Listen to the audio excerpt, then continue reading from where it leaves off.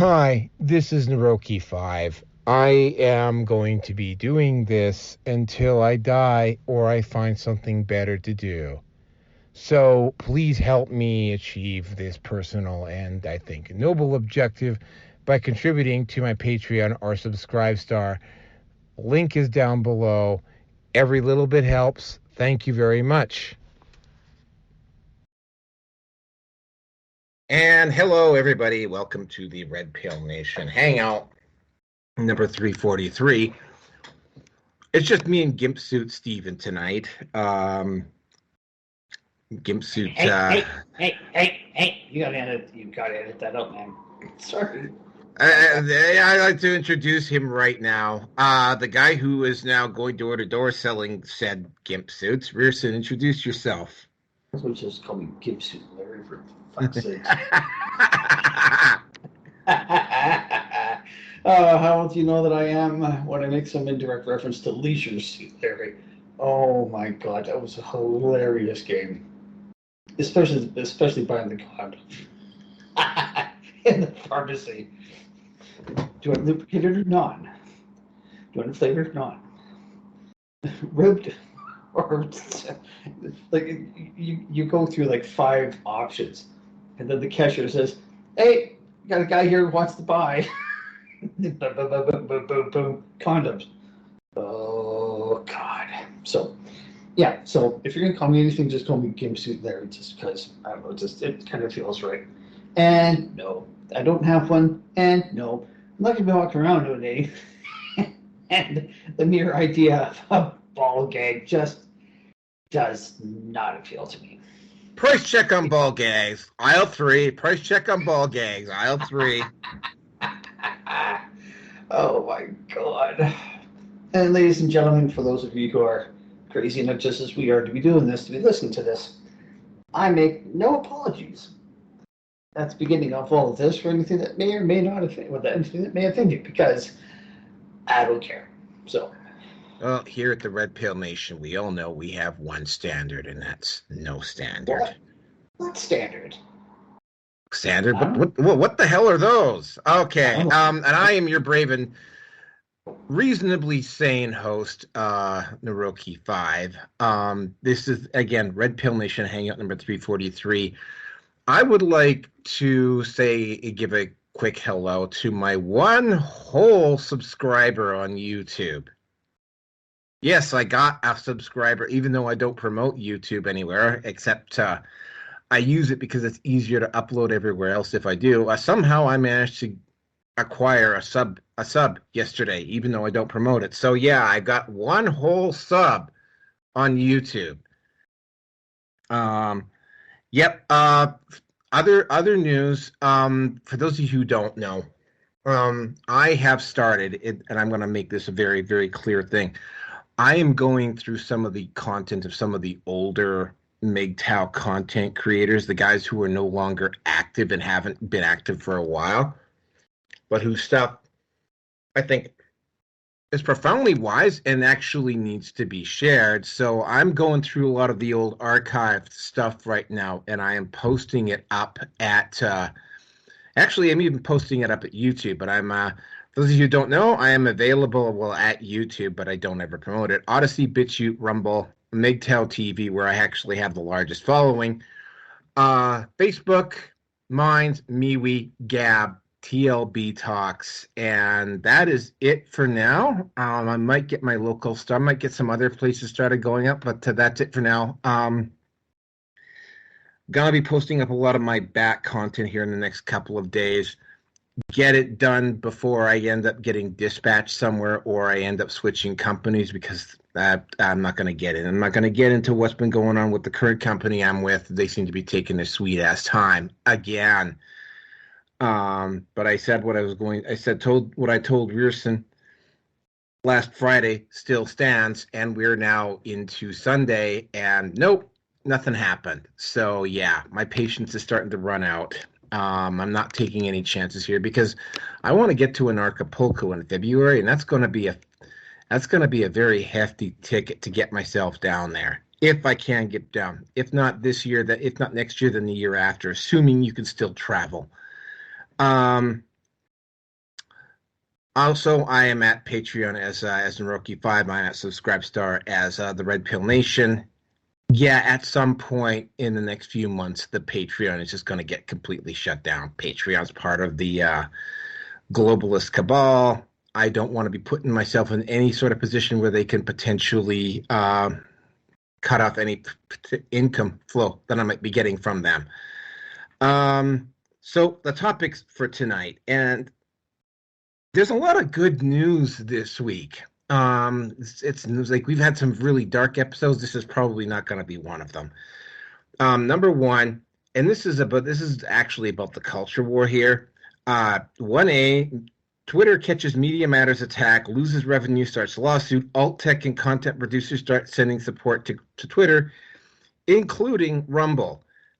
Tied into that, True Social is launching lawsuits against at least 20 media companies, and also coincidentally, Rumble was the target of a DDoS attack this week as well. It obviously didn't disrupt them that much, but it was still there.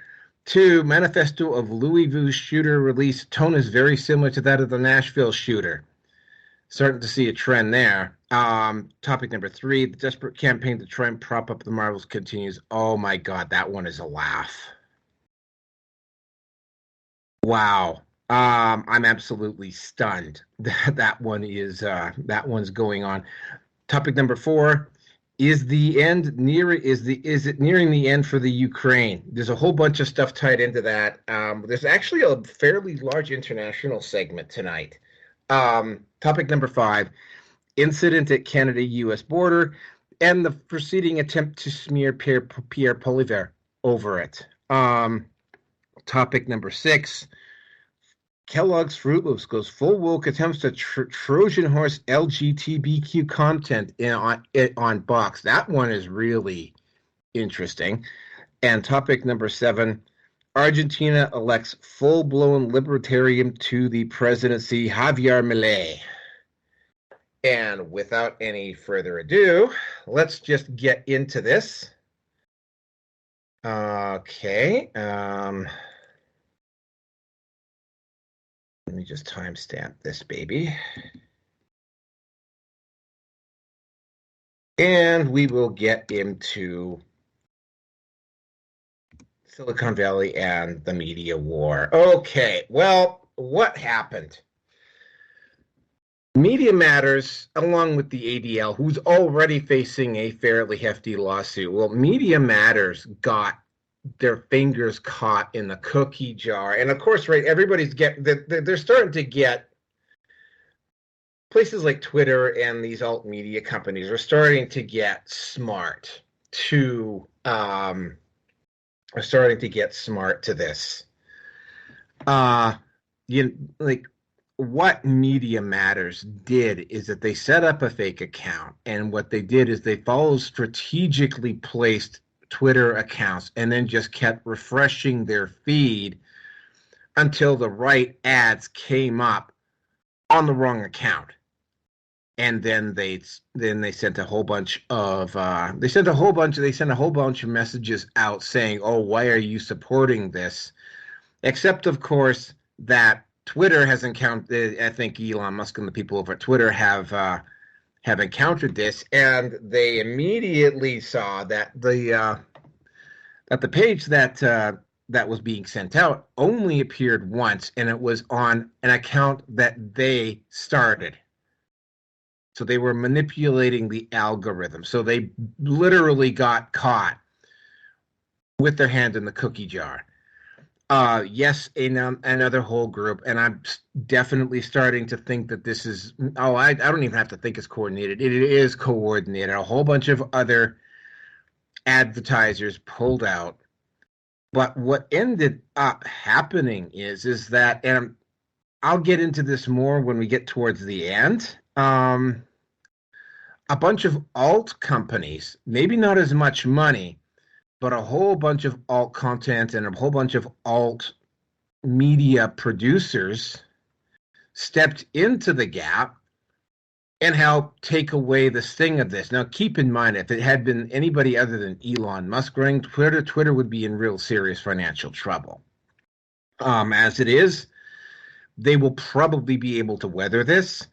Media Matters, oh yeah, they are really in a pickle now because not only did they get sued, not only probably did they get sued by Twitter and Elon Musk, who has the pockets to make sure that any legal maneuvers that they do to delay this can be basically ridden out, but Truth Social also decided to launch multiple lawsuits against multiple media companies. I don't know specifically who they launched those lawsuits against. Probably a fair bet that the Anti-Defamation League is among them, which is kind of curious that they would try to if the ADL is among them, because I mean Trump is definitely pro-Israel. And if they tried to play the if the ADL was so high on their own bullshit that they tried to play the anti-Semitic card on a guy whose son-in-law is fucking Jewish and is probably a card-carrying Zionist, from what I've been told. Like that's the height of stupidity and arrogance, but I wouldn't run it past them. The other one is that here's the other thing, right? Rumble, Odyssey, and some other companies stepped up to support Twitter. And the moment Rumble did that, within a day of Rumble doing that, Rumble got hit with a direct DDoS attack. It obviously didn't work very well. And I mean, I'm having to imagine that the CEO of Rumble had likely had countermeasures in place. But the fact of the matter is that they attempted to do this, that whoever was attempting to do this on Rumble obviously had considerable financial and tech resources to attempt to do something like this to Rumble. This is not like a DDoS attack on, say, a site that's like ranked 50,000th in the world. Like Rumble is the top 1,000 website. To do a DDoS attack on Rumble requires a significant expenditure in time, in money, and resources in order for it to even be remotely effective. Now, and of course it they were offline for maybe about an hour or something like that, and then they were back, right? The whole issue here is that what you're starting to see, and this is something that I'm noticing as I'm going along, especially, and this is exactly what I was sort of starting to suspect was going to happen. What happened at the ARC Forum, hopefully they have enough brains to have an ARC Forum in North America so that people in North America can go. If they do end up having one in North America, I might just take the time and energy to actually go to it myself. But what potentially, and this is what I was speculating on, what potentially happened is then the globalists were counting on divide and conquer, right? What the ARC Forum was for getting all of these disparate groups together under one roof so that they could coordinate a strategy on the media companies, on the globalists, on whatever, in order to effectively fight back. And that is exactly what you're starting to see, right? You're starting to see our side of the equation start to act in a coordinated manner to deal with the globalists and to deal with the mainstream media. And because they're doing that, like their attacks are their smear campaigns and whatever are rapidly losing impact, because I mean, specifically with Twitter, for instance, because Twitter is going to come up a lot tonight. What used to happen on Twitter is that these wokesters would post up on Twitter, and of course the way the algorithm worked is that all of the favorable comments for these wokesters would be right up at the top, and it made it look like they were artificially a whole lot more powerful than what they actually were. What I've seen twice this week is that they've been attempting to do the same thing, but when you go into the comments, they're getting absolutely destroyed in the comments. So what you're starting to see, what I am starting to see on Twitter is when these wokesters post up, they limit who can see their content. Or what, in one particular case, one guy posted up and then he posted up 6 more tweets on the same thread in an attempt to bury the comments so that you couldn't see him. I called the guy out for doing that, by the way. And of course, that individual in particular blocked me afterwards. But yeah, like, they're attempting to do the same thing on Twitter that they did in the media, which is that they're attempting to either bury the comments or not allow comments or limit the comments to either a certain time period or to certain individuals, which makes it very. And 4 years ago, or even 2 years ago, that probably would have worked. But now, Rumble has reached a level where the mainstream media now, if they want to ask people to censor information, they have to include Rumble on that list. And by the way, Odyssey and or BitChute are also going to make that list fairly soon. At some point, either MeWe, Minds, or Gab are also going to start to reach that level. So what you're seeing is a lot more coordination of tactics on our side of the fence versus what they're doing. And of course,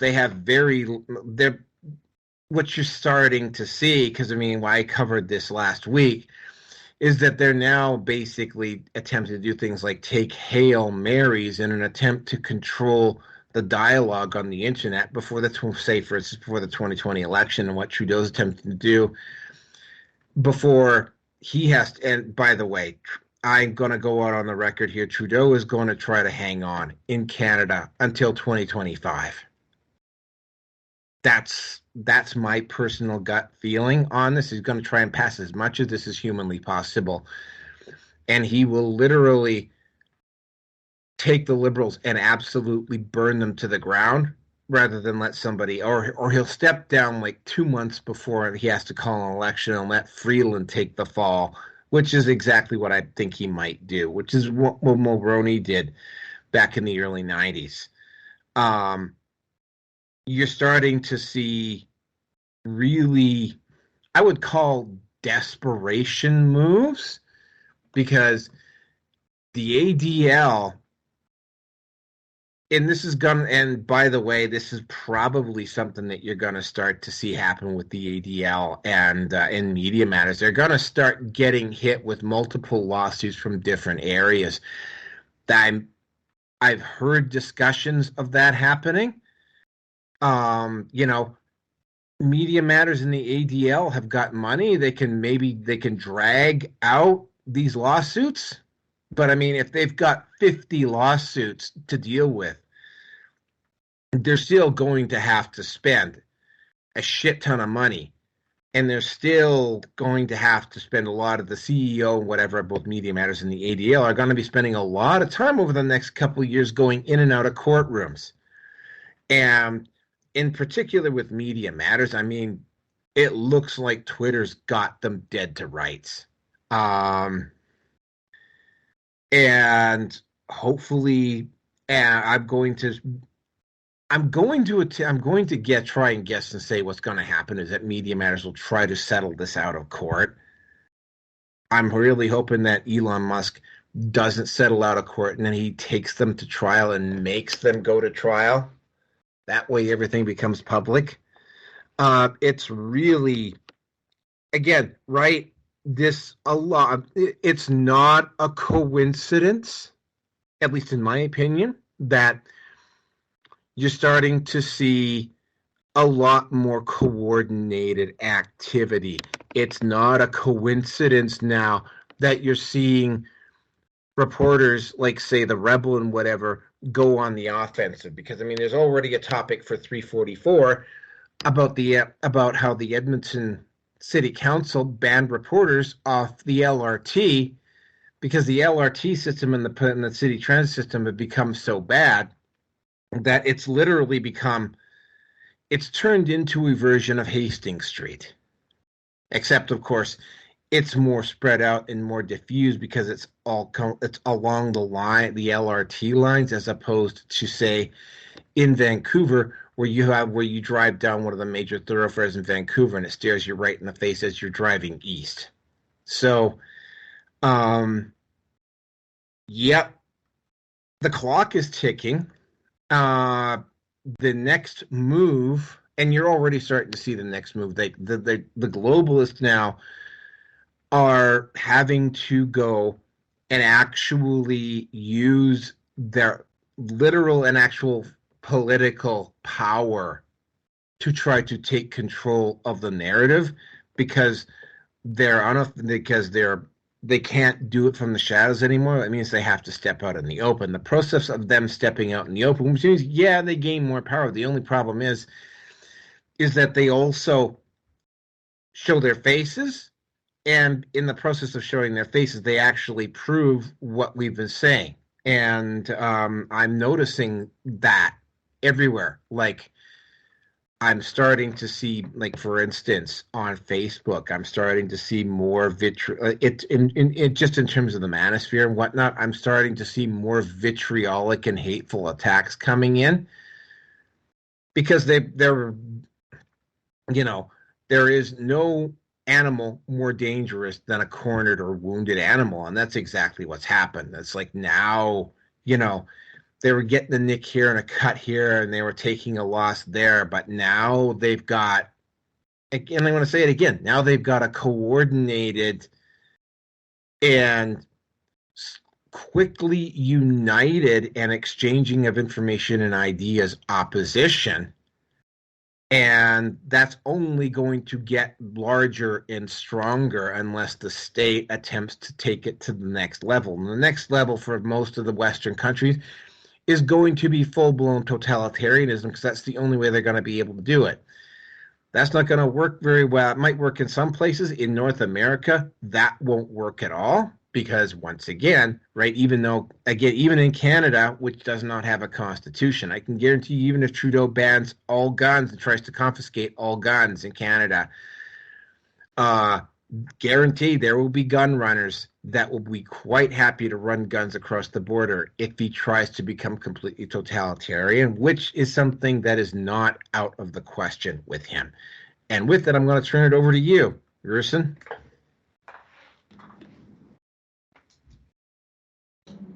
Oh, this has been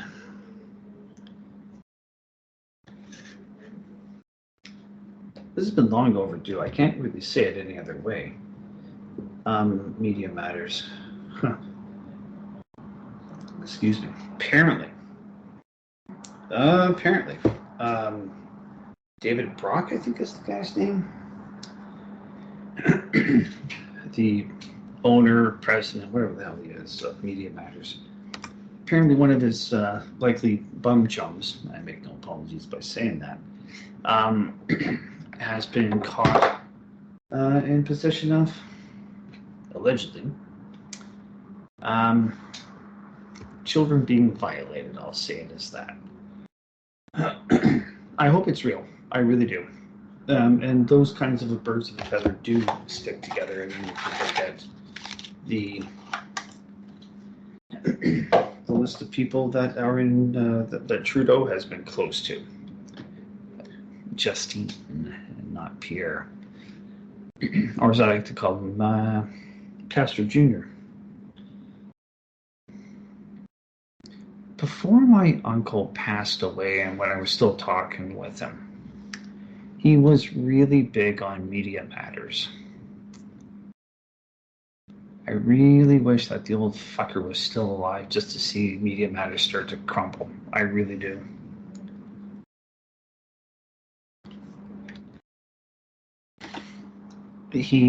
Was rather. You think I'm stubborn, my friend? My uncle makes me look quite flexible. Well, actually, no, he can be. He just really wasn't overall.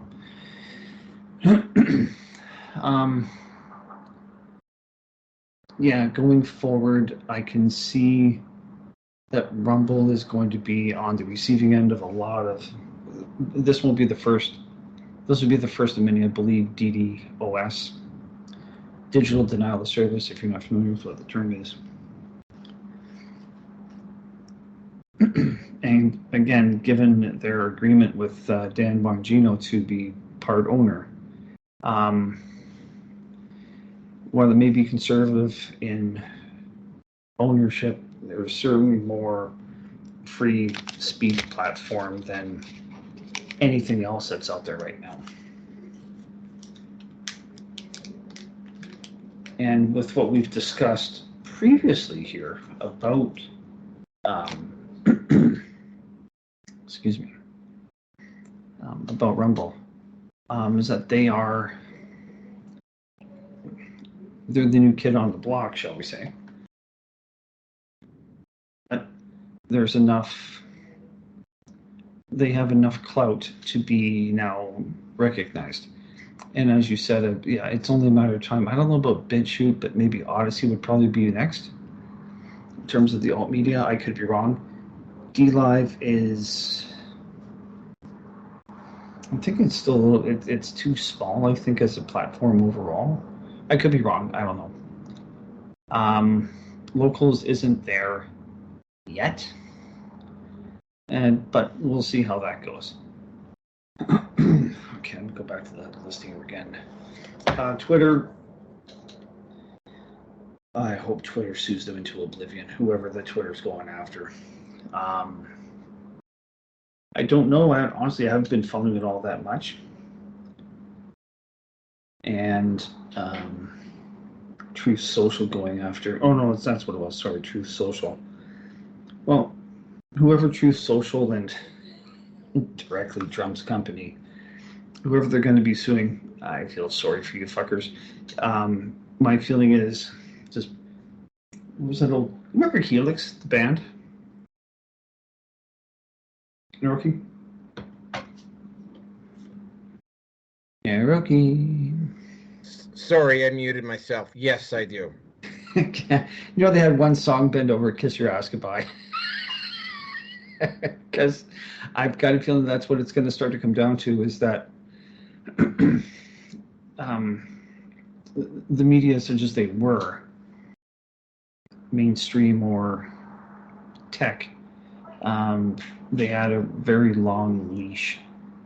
And that leash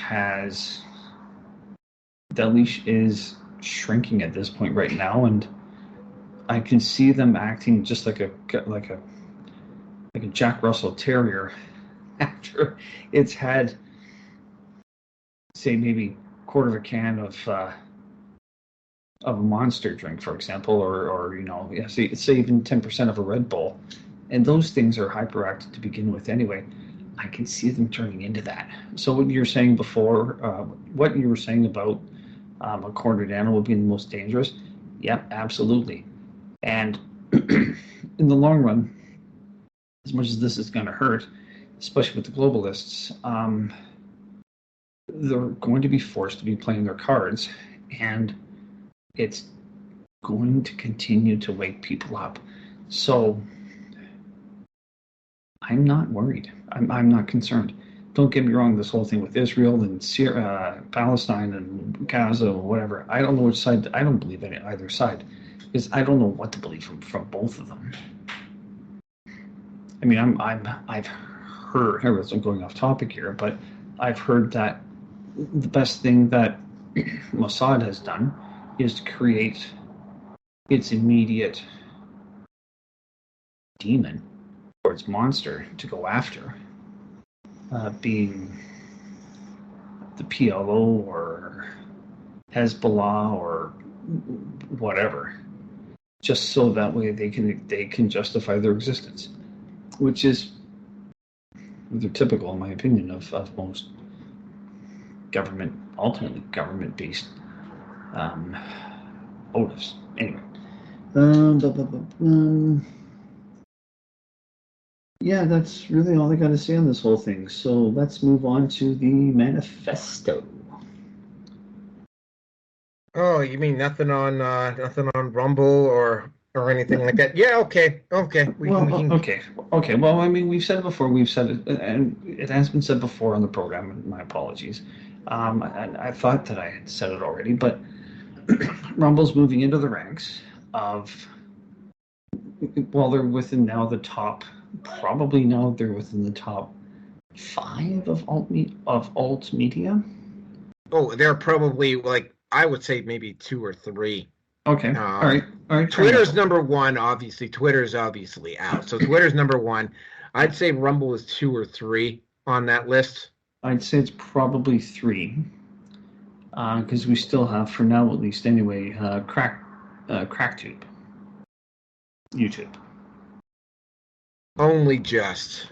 They become too like for instance, I could say I actually said hello to my one sub. Yeah, I check my content all the time. YouTube is quite clearly throttling my content. Yeah, and that's not something that we were all that surprised about. Let's be honest. No, I'm not. Yeah. Keep in mind, like if it hadn't been for my direct personal situation here, I probably would have. Well, I mean, at some point, I mean, I will eventually get my schedule readjusted so that I can start posting up a little bit more on my social media sites to help build up my following again.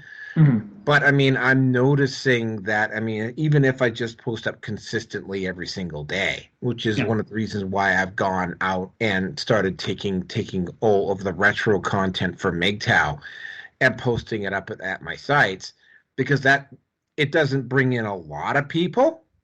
No. But I mean, it is bringing people in. Like I mean, yeah, like, I was not expecting to ever get any subs on YouTube, but now I've got one. So there you go, right? But at the end of the day with Rumble, they are, enough of the time they are over the target. And a DDoS that's not something that's normally done by happenstance. It's not something that one person has a beef with Rumble, either in Toronto or, as Canadians call it, the center of the universe, usually with a lot of disdain, or in their U.S. server location. I mean, that requires a considerable amount of coordination, as you said. So, yeah, somebody very, very clearly. Someone high up within the echelons of, shall we say, the deep state wants to make their life more difficult, and they're trying. They're doing their best, and you know what? Great, go ahead, do it. But it's not going to work. It's just, I don't think that we haven't hit that critical mass of a more awakened population within North America, but we're getting there. We are really getting there. So, and that's really all I got to say on that whole topic of the media. So, I'm ready to move on. If you have anything, unless you have anything else to add. No, like you're gonna start seeing.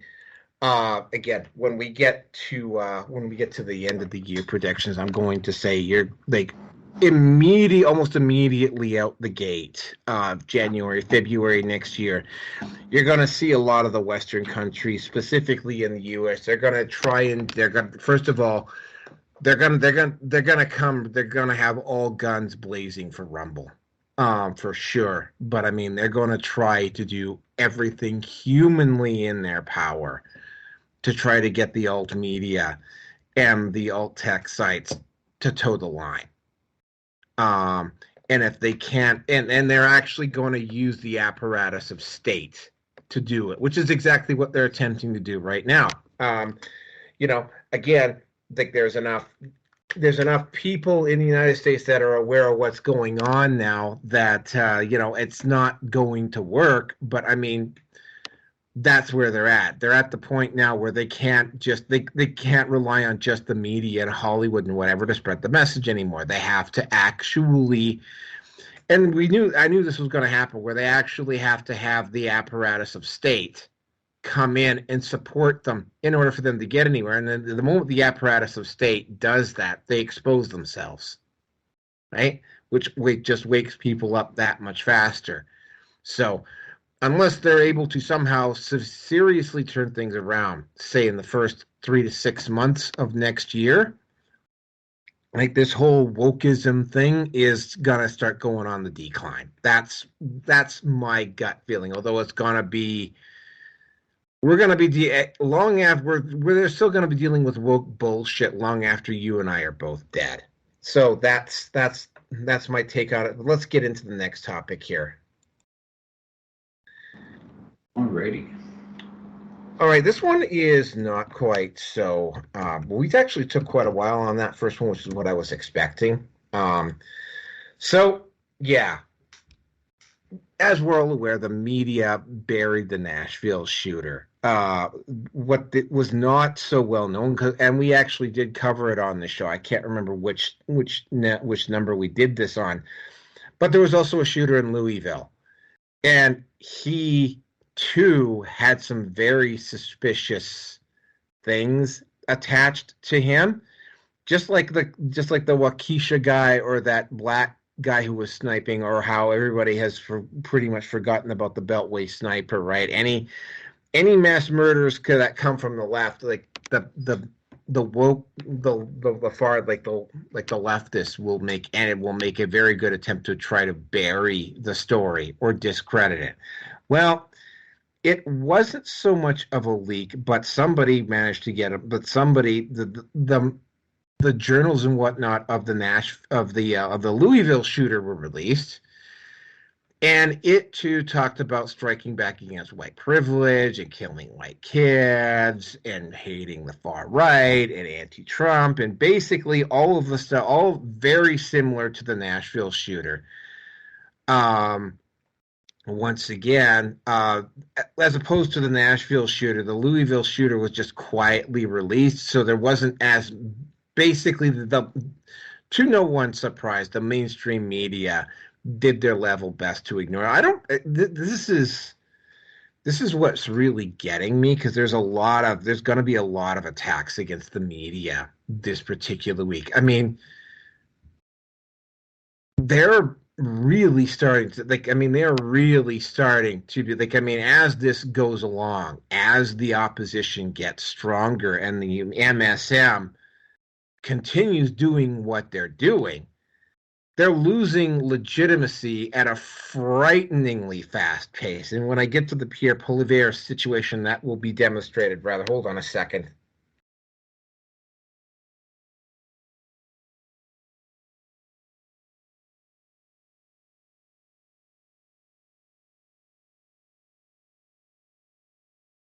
Sorry, dry, scratchy throat. The Pierre Poilievre situation, and topic number 3 with the Marvels. They,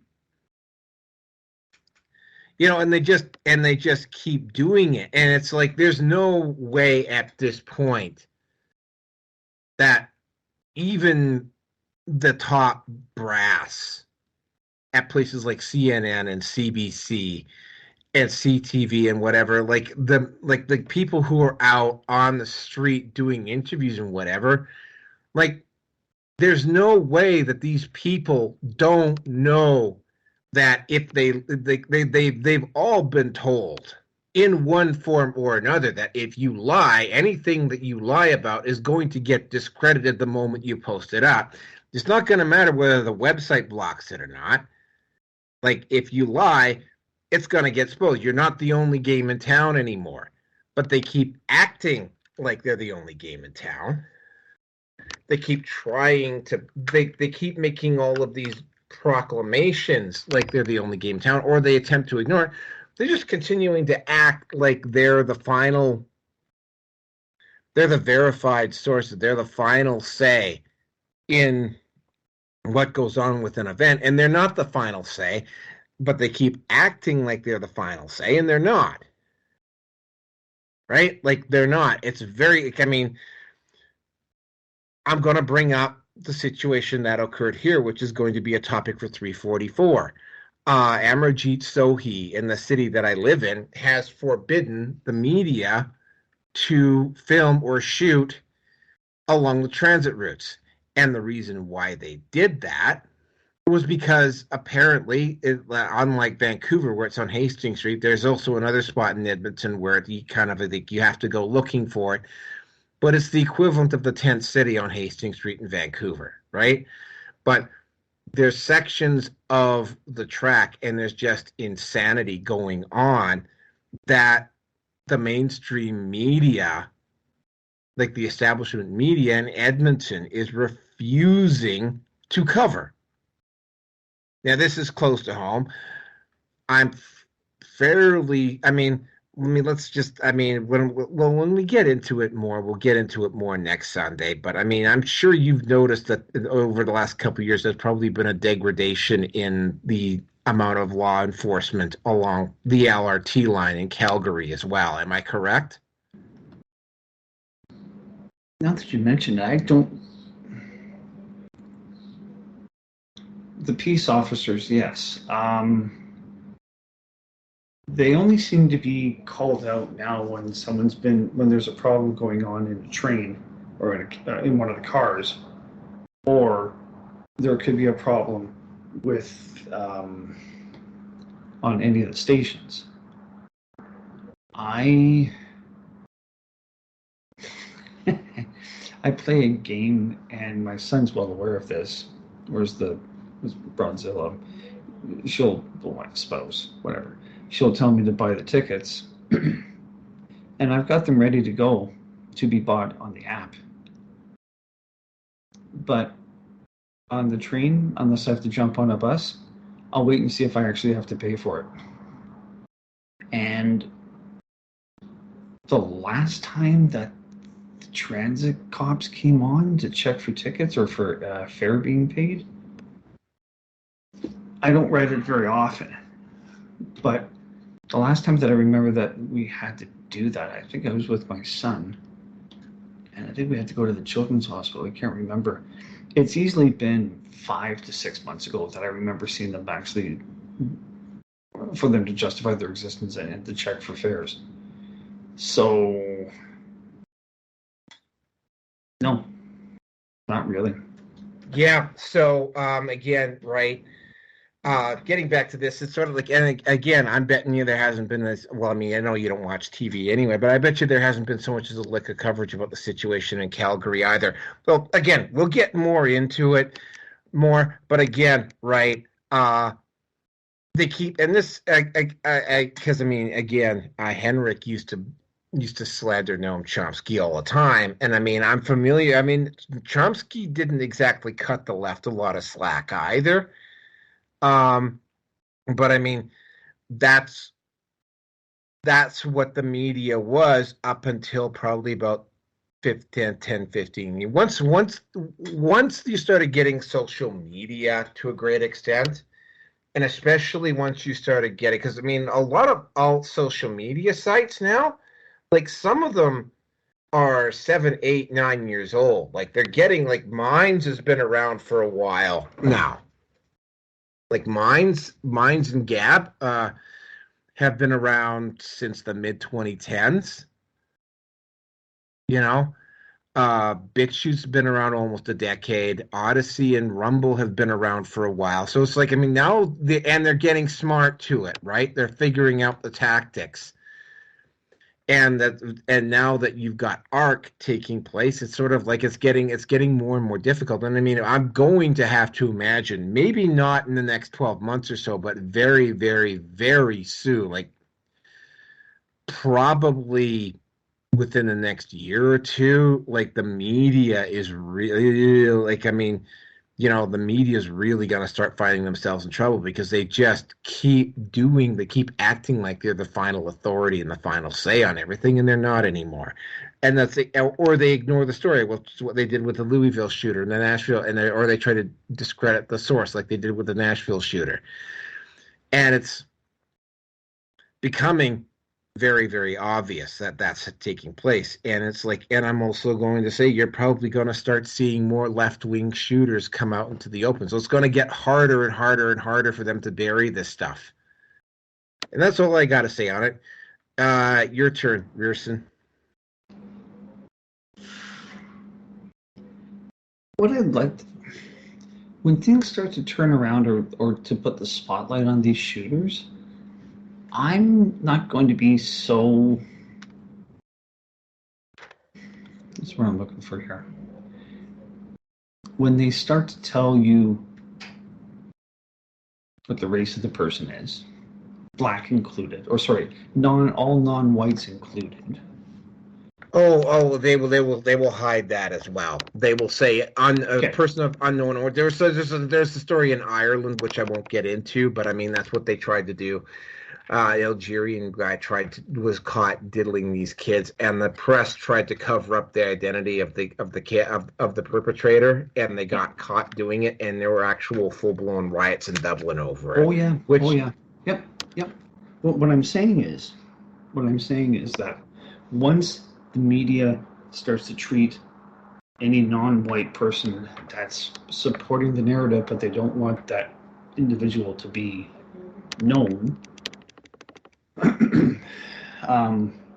When that is being made public, and or what kind of medications the person is on, then that's when it's game over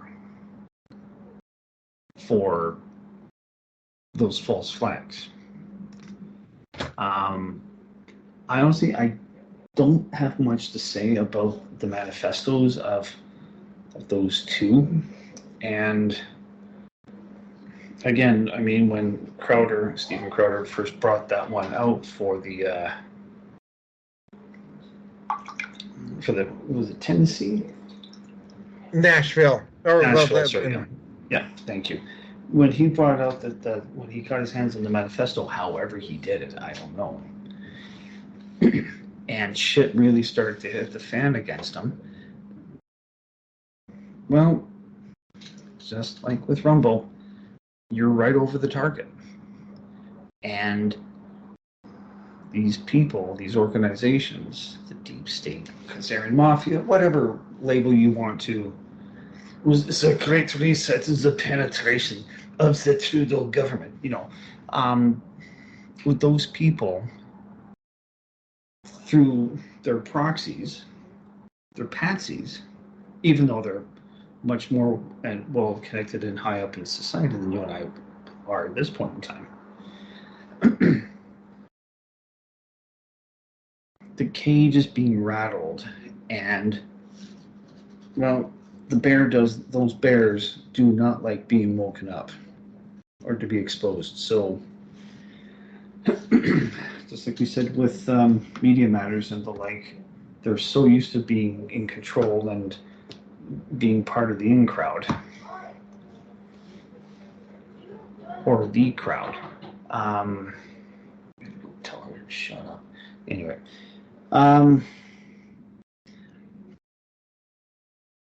this is only the beginning, folks. That's my honest opinion. This is only the beginning of what's going to be happening, which has been long overdue. So, don't have much more to say on that one. I got to mute myself, and I'll be back here shortly.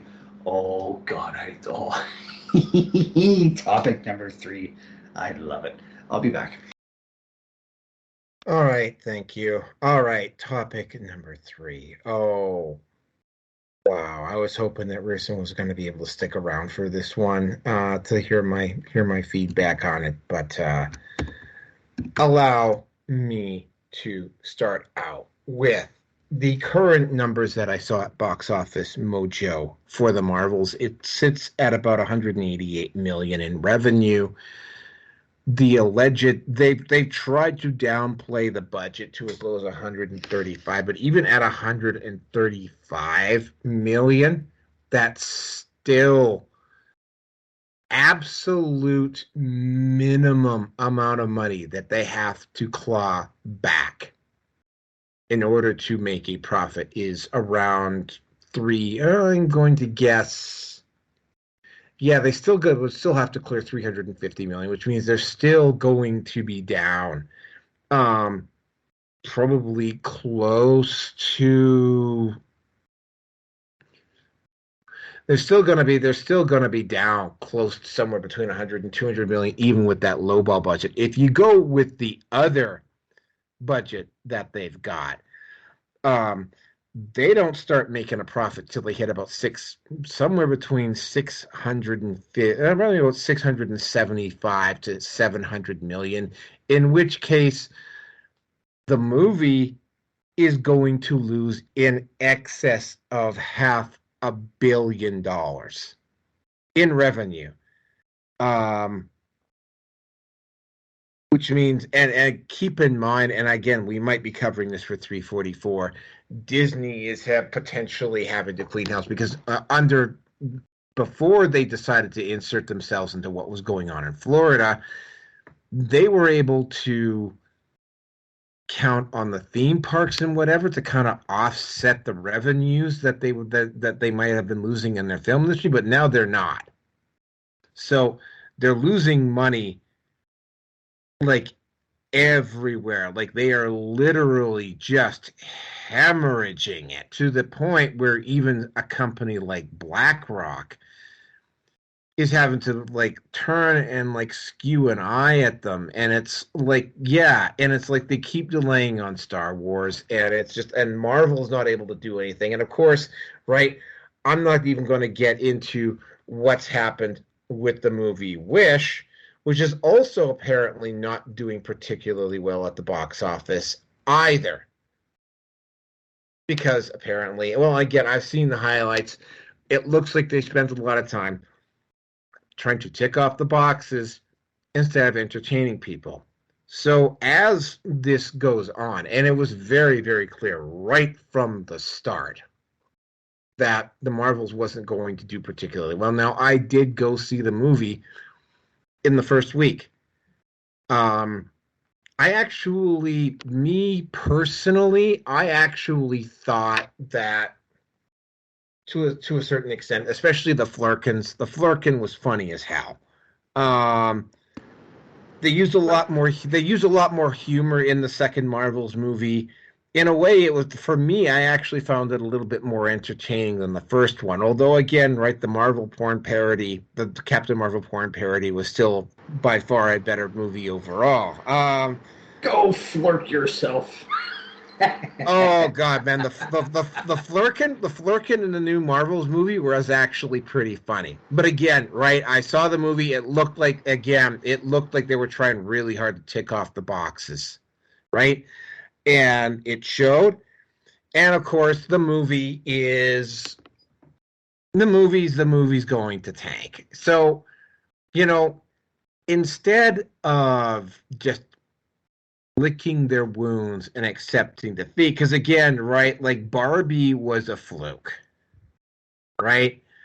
Instead of licking their wounds, in fact, the Marvels movie is going to lose so much cash that it might even eat up, on paper, it might even eat up all of the money gained from the first movie. That's how bad it. That's how much bad was taking. So, but instead of licking their wounds, particularly on Twitter, like you're seeing people like desperately reach. Like I've seen this come up twice.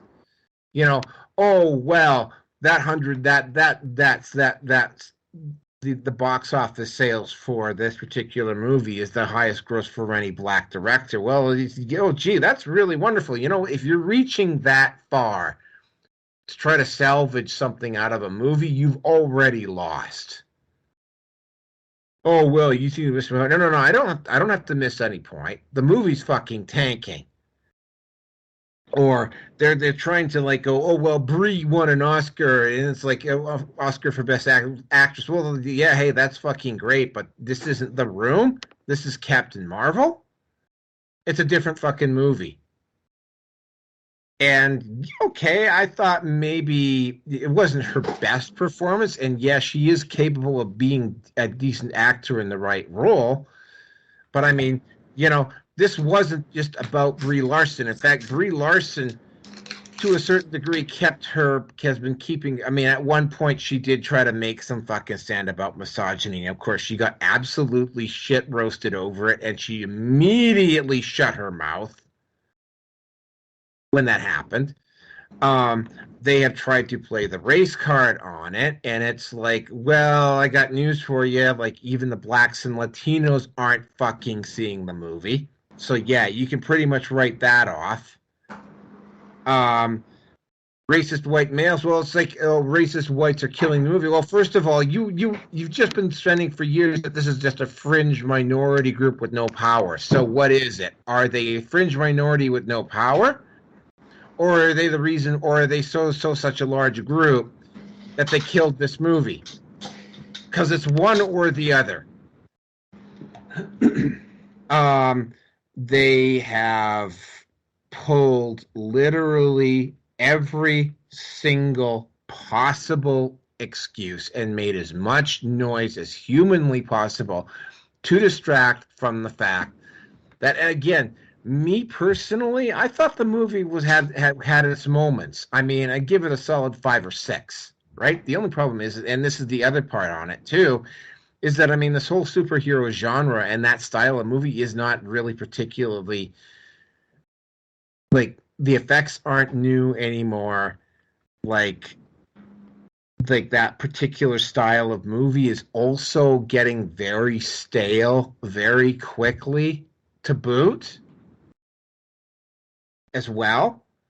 But I mean, just the abs.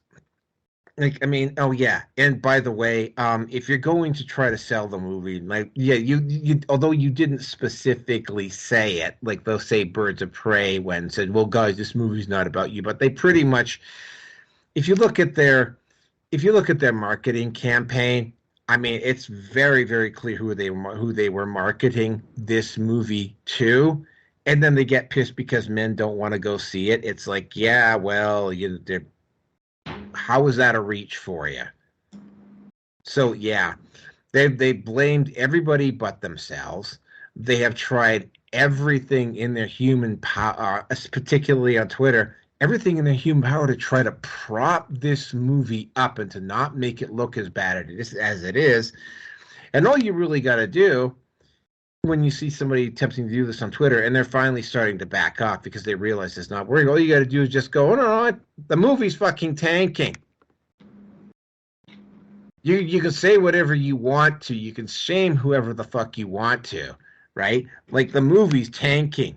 Deal with it, right? What can I say?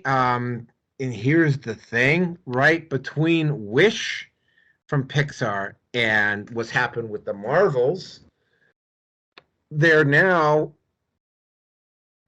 closer in terms of financial revenue loss just from the movie division this year. They're probably closer to $3 billion than they are to $2 billion now, because the Marvels is going to lose, potentially on paper. They could lose. I mean, they're going to lose. They're going to potentially lose even more than Elemental did, which is saying something, right? Because Elemental lost like $350 million or so. So, I mean, yeah, this is going to have some reverberating effects. There's some stories going around that the whole Disney film department is getting gutted. Again, though, and here's the other thing about it. They're potentially talking about a potential hostile takeover. And here's the thing. They staved off that hostile takeover earlier this year because they promised the guy who was going to do it that they would clean up their act, and then they didn't. So now they're not going to be able to go to the same guy and go, oh, well, we're going to clean up our act. And said, well, no, that's what you said the first time, and look what you did.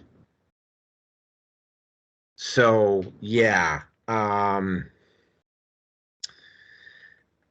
Again, this is what I'm talking about, though. The media, especially the film and television media, did everything they can to tell you to blame anybody but themselves and to try to act like this movie Oh yeah, they even went so far as to say it was the highest grossing movie. Of course, it was for maybe a day or two, and then that was it. But they actually got caught lying about that. So yeah, there seems to be a pattern tonight if we're going to talk about it, and yet another anti. And this, we're talking about the Hollywood and film and television media here, and I know Rierson is just standing on the sidelines, pulling out his orange man bad handball because it's like he's just desperately wanting to get in here and say something about this. So Rierson, put away the handball and have at her.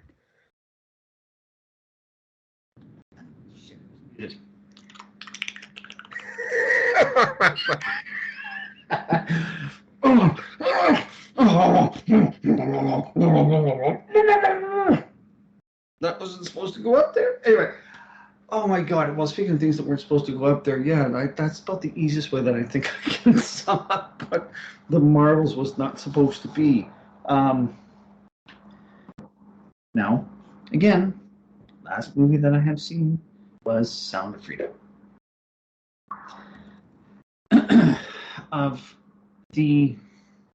of all of the MCU movies from Iron Man to Endgame, the one I did not watch was Captain Marvel. No intention of it. Larson, again, really came across as being a very unlikable person.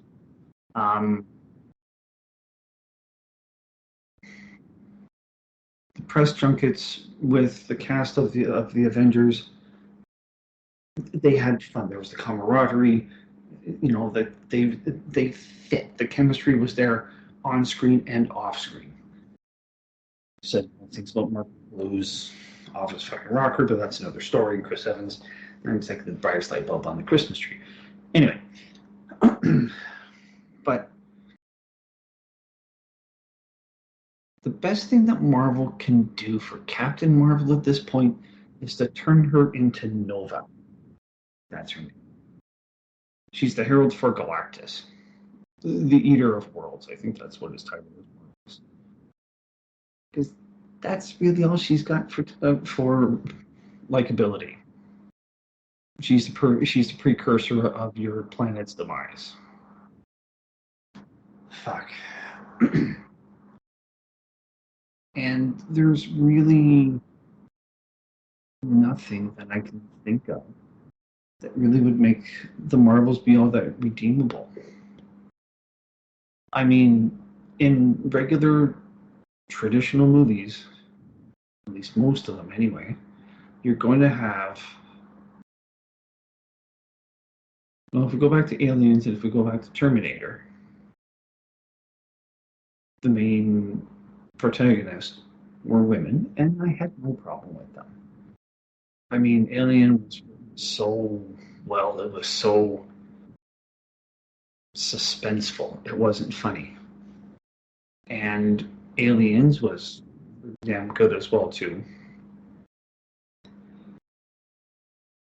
I think, and I just came up with this idea, this revolution of sorts, is that the way that they sold this to the executives at Marvel was, we've got a great movie, we've got some, the ideas we've got, this is going to be a great movie based on our ideas. No, you've got a bunch of ideas that you think are great. And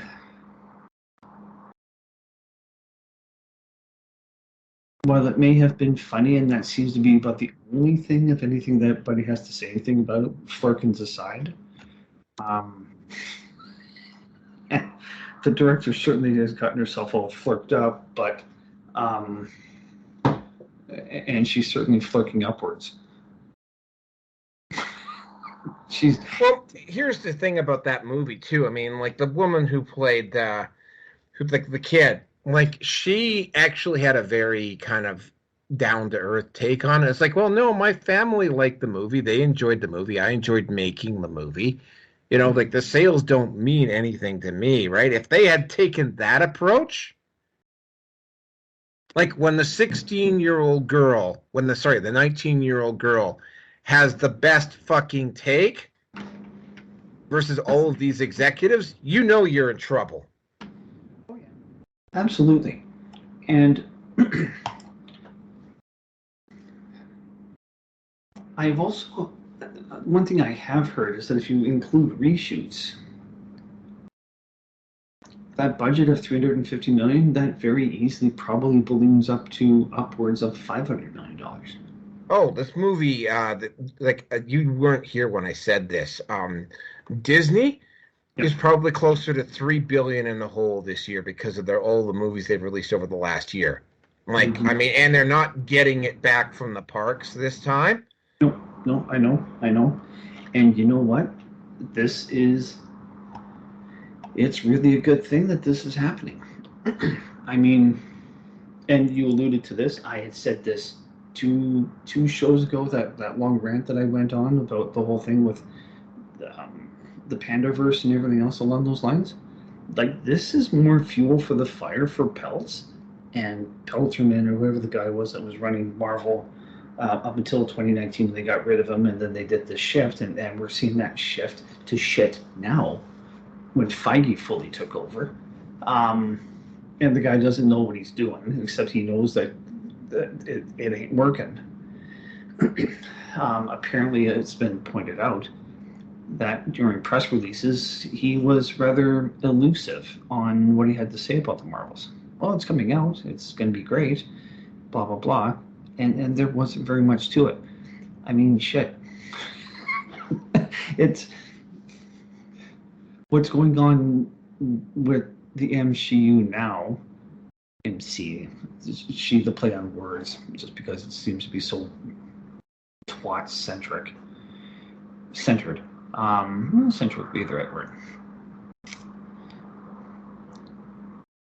These people don't know what the fuck they're doing. They've been hired based on requirements, not based on qualifications. And if that means that you've got a lot more white guys that know what to write because it's an action movie, then okay. I'm going to do this. I'm going to go there. I'm going to compare the Marvels to what happened with that low-end, shitty-made submarine that went down to the Titanic. And we covered that. Yeah, we did. It's the same basic fucking thing. You got people that are not qualified that were in charge of making something where people passed away because of faulty fucking engineering, because they didn't want to hire the people that know what the fuck they're talking about, that have the experience of being in submarines as a career in the military. And fucking Marvel, Disney for that matter, Hollywood for that matter, let's call it for what it is. It's the whole thing. It's just that Disney is the flagship for the incompetence and the ability to piss off the audience that they're trying to desperately. They should be catering to you and I, but they're not. They're going after the people that. Well, I'll take this back a little bit. In theory, I'm part of the audience that Disney needs for their movies to be profitable. But they don't want me because I'm a straight white male that was raised Catholic. And that covers pretty much all of the social deemed evils of what's going on right now. But, and I've said it before and I'll say it again, I may not be very much. My cancellation of Disney Plus isn't much. But I'm not the only person that's jumped ship from that fucking scene, like from Endor. Oh, that is so appropriate to use that as a metaphor. Is that Disney was in charge of the fucking hen house. Disney with the Fox is in charge of the hen house and dictating the rules and this, that, the other thing. And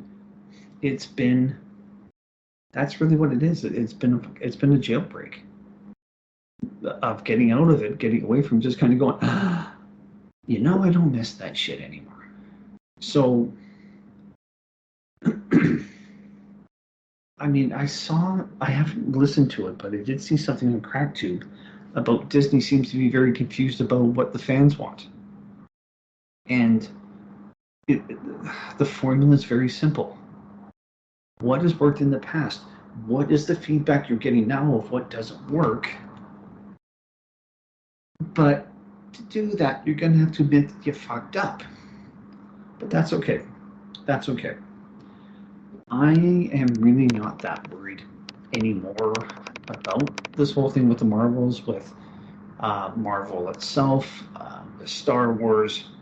I mean, Filoni's just been promoted to Chief Creative Officer, and after Ahsoka just fucking sucked, and everything with lightsabers now has been rendered useless because it now seems to be only seems to affect men but not women.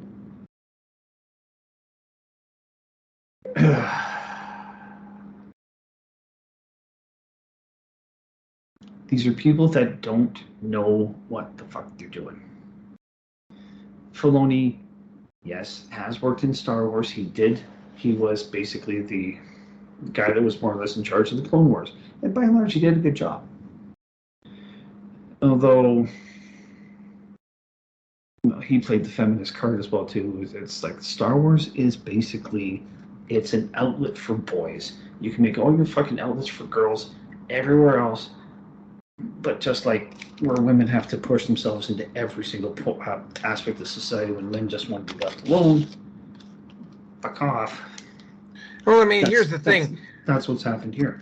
I mean, you're starting to see a lot of female chameleons entering the manosphere, attempting to pass themselves off as red pill now. You know, again, that's an unrelated topic, but that's exactly what's been going on. Continue. Yeah. So at the end of the day, well, when I went for counseling, marriage counseling, and I listened to what the counselor had to say, and she was pretty good. Like, she really was. I took it in stride. I listened. I processed. And I was trying to be as honest with myself as possible.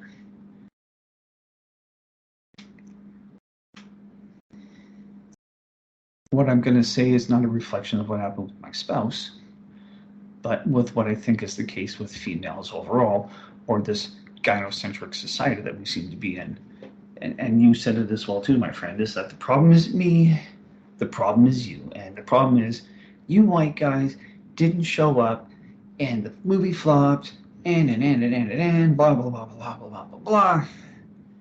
Well, I mean, they didn't say it was for the women, but they pretty much implied that it was for the women. Yeah, no, exactly. And as you said, and as it has been brought up, and you just said it previously, it's like, well, this is the biggest budget for a female black director. I don't give a fuck. I don't fucking care. I could care less if it was like the first mulatto, like the first half white, half black director, biracial, whatever. I don't give a flying fuck. It doesn't matter to me. Well, what about gay transgender midgets? They haven't had one of those as a director yet. Oh, that's coming at some point. The way Hollywood, the way Petalwood is going, don't be surprised that doesn't happen within 5 fucking years. Oh, gay midget. Gay transgender midget, gay black transgender midget. Yeah. A triple minority. Just wait. I'm sure they're trying to figure that one out. But I mean, it comes down to merit. Like, do you have a product that I would go and watch? No, you don't. Am I the only person? No, I'm not. Is it my fault? Why? I, the consumer, have the option to decide if I'm going to spend my hard-earned cash on something that could very well be, and again, yes, I know I don't go to movies. That's your thing, which is fine, and that's great between the two of us. But at the end of the day, you just pull your head out of your ass. Do the soul searching, and modern women are not very accountable for their actions. Fuck, I learned that the hard way with that fucking Chinese chick.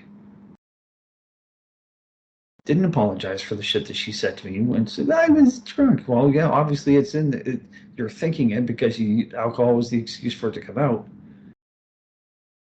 God. Anyway, but that's what I'm talking about. This is the insanity of fucking Hollywood women or the Hollywood female executives that think they know what the hell they're doing, or it's them and the wokesters, and they're good times make for bad men, and with bad men you get bad women. So I'm curious to know what the final numbers will be. Not in 6 months, but within a year plus, when it becomes revealed, likely, as to how much the reshoots cost and what the whole fucking thing was in total. Because Disney's not going to be saying that right now.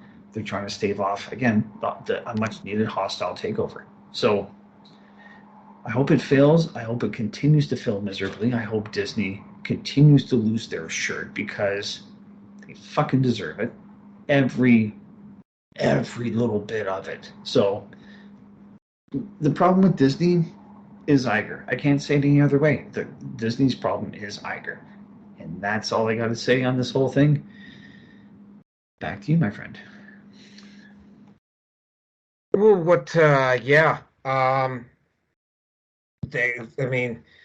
they're just, it's like I said, that guy was going to do a hostile takeover earlier this year, and Disney specifically said, okay, no, we'll fix our act. And then as soon as his back was turned, they went right back to doing what they were doing. There is a group of people who I've encountered who will do that. Those are addicts. You tell them something, and then they will go, yes, I'll do this, yes, I'll do that. And you take them at their fucking word, and you turn your back, and you walk away, and the moment your back is turned, right, they're right back doing the same thing that they were doing before. And it's like when they come back around the second time, it's like now you're in even deeper trouble. Because you said you were going to do some stuff and you didn't do it. And that's exactly what Marvel's has done. And they're acting like a bunch of drug addicts. And what happens with companies that are run by people like this is that they will take something, a company, themselves, whatever, and they will run it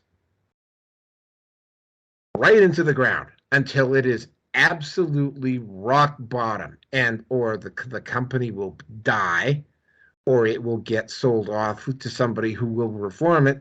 But that's what you're seeing with a lot of corporations right now. They are going to keep doing this until the money is literally gone. And they will, and because they're now requiring direct intervention from the state, they will bankrupt the state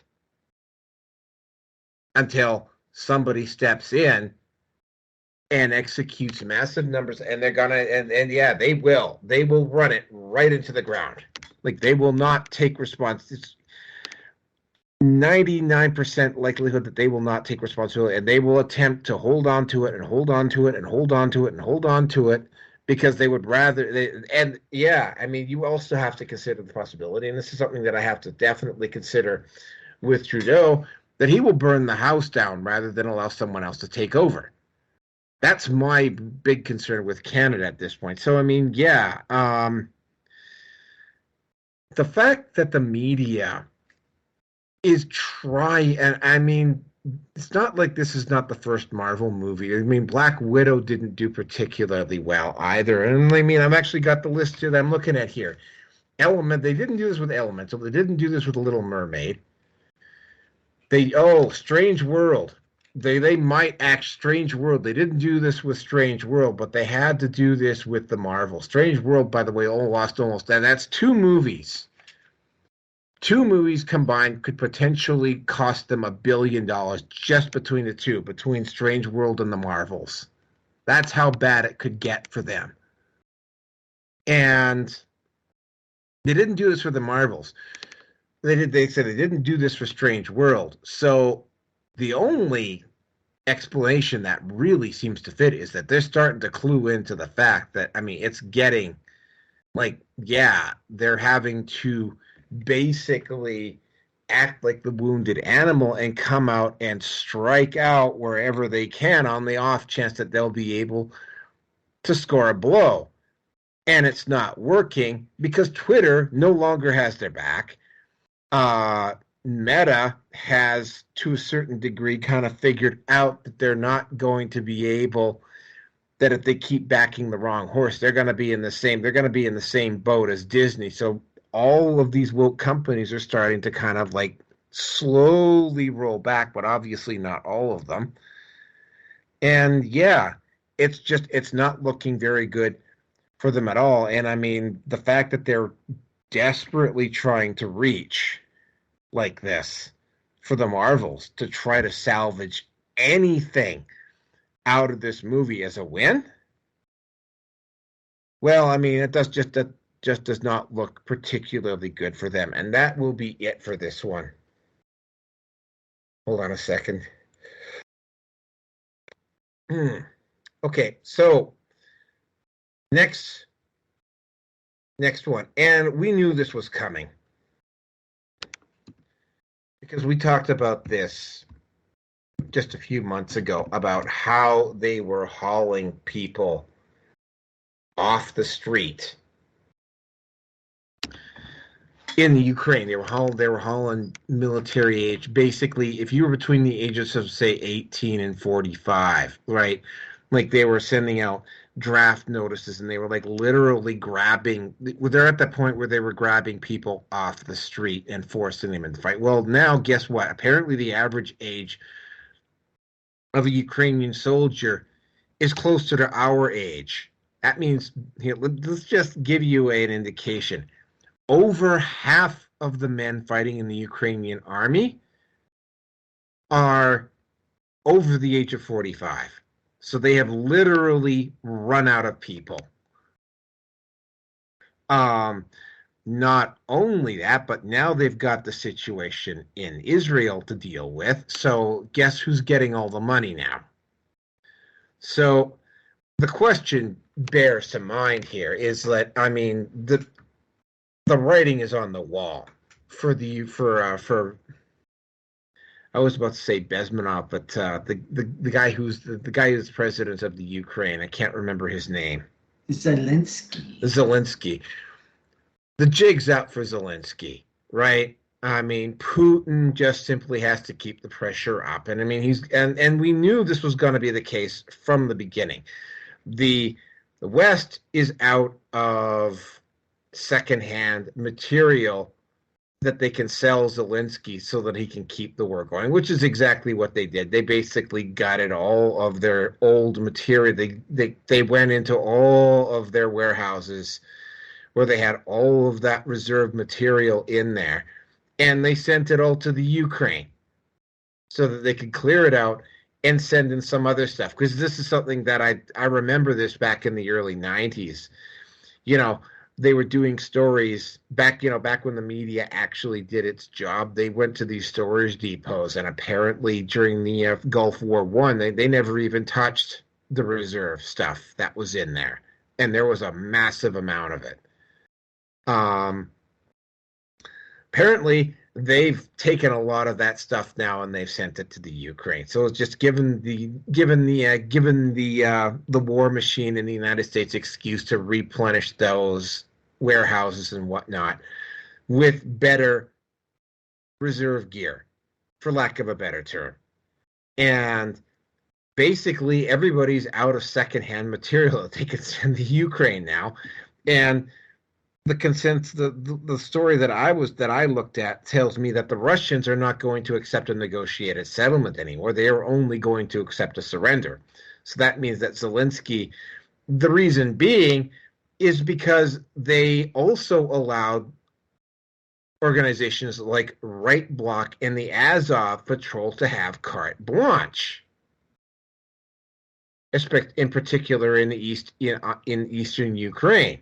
So there's ethnic Russians and people who are not necessarily of European origin in the Ukraine that are going to demand during any type of a negotiated settlement that the Azov Battalion and Right Bloc and all of those neo-Nazi organizations that are in the Ukraine be held accountable.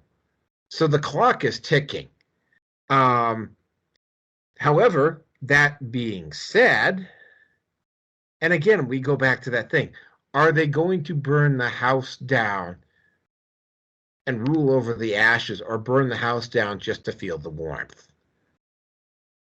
And that's a very strong possibility. Now, fortunately, diplomats were able to do their jobs and avoid World War III. However, the situation, although is not as a short of a walk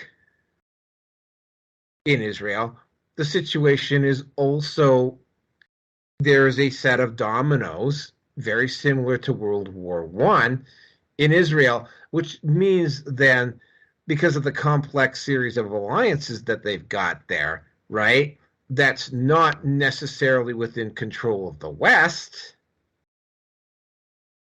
A world war, the possibility of a world war, although it would be a bit of a longer series of steps to get there, is still a very real, is still actual in the actuality, a much serious possibility with the Israeli situation as opposed to what it is with the Ukraine. And so yeah, for obvious reasons, the West has to focus a lot more closely on Israel, because anything in the Middle East has the potential of blowing up. Now, the whole situation would be this, right? All they got to do is not necessarily go after Hamas, but maybe somebody could clandestinely fund Hezbollah and have them get involved in northern Israel, right? In particular, somebody could maybe even Iran could clandestinely, or somebody could claim representing the Iranians to fund Hezbollah and start it. That would put Israel in the situation where they would have to deal with Hezbollah, and then they would have to deal with Iran. Now, if the situation gets to the point where they have to go, you know what, we're sick of your sticking your nose in here, and they decide to attack Iran, that's going to set off a series of alliances, which would basically start World War III. So the diplomats have got the situation in Ukraine pretty much settled in. It's very, very clear, because I'm going to have to go and find it here. When you're stuck having, and here's the thing about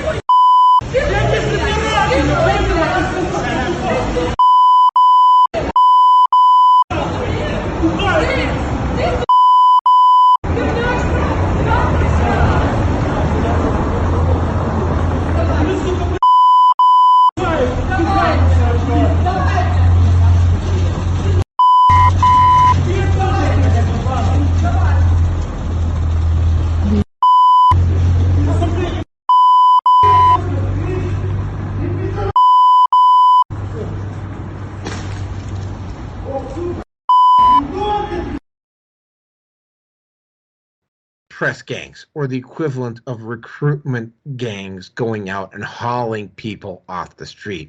If you have to drive around at night to find single guys walking down the street stopping your van or your Jeep and having 5 guys haul out and drag a guy into the car into the Jeep to force them to fight your war.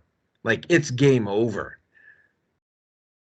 Right? Like, we knew this was going to come up. So I mean, it would appear as though the whole situation with the Ukraine-Russian situation is starting to wind down simply because the Ukraine doesn't have any more troops to fight with. They're out of men, and they could fight to the bitter end, but ultimately, I mean, in particular, the Azov Battalion has got a lot of stuff they got to answer for. And with that, I'm going to turn it over to you, Rierson.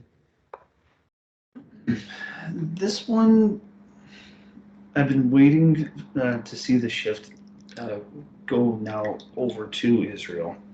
I've got very mixed feelings, but then again, I am also of the opinion, such as it is, that a lot of Ukrainian Jews moved out of Ukraine to go to Israel. So, as far as I'm honestly concerned, and my opinion of it being the Khazarian Mafia's second base of operations, I mean, let's go over how many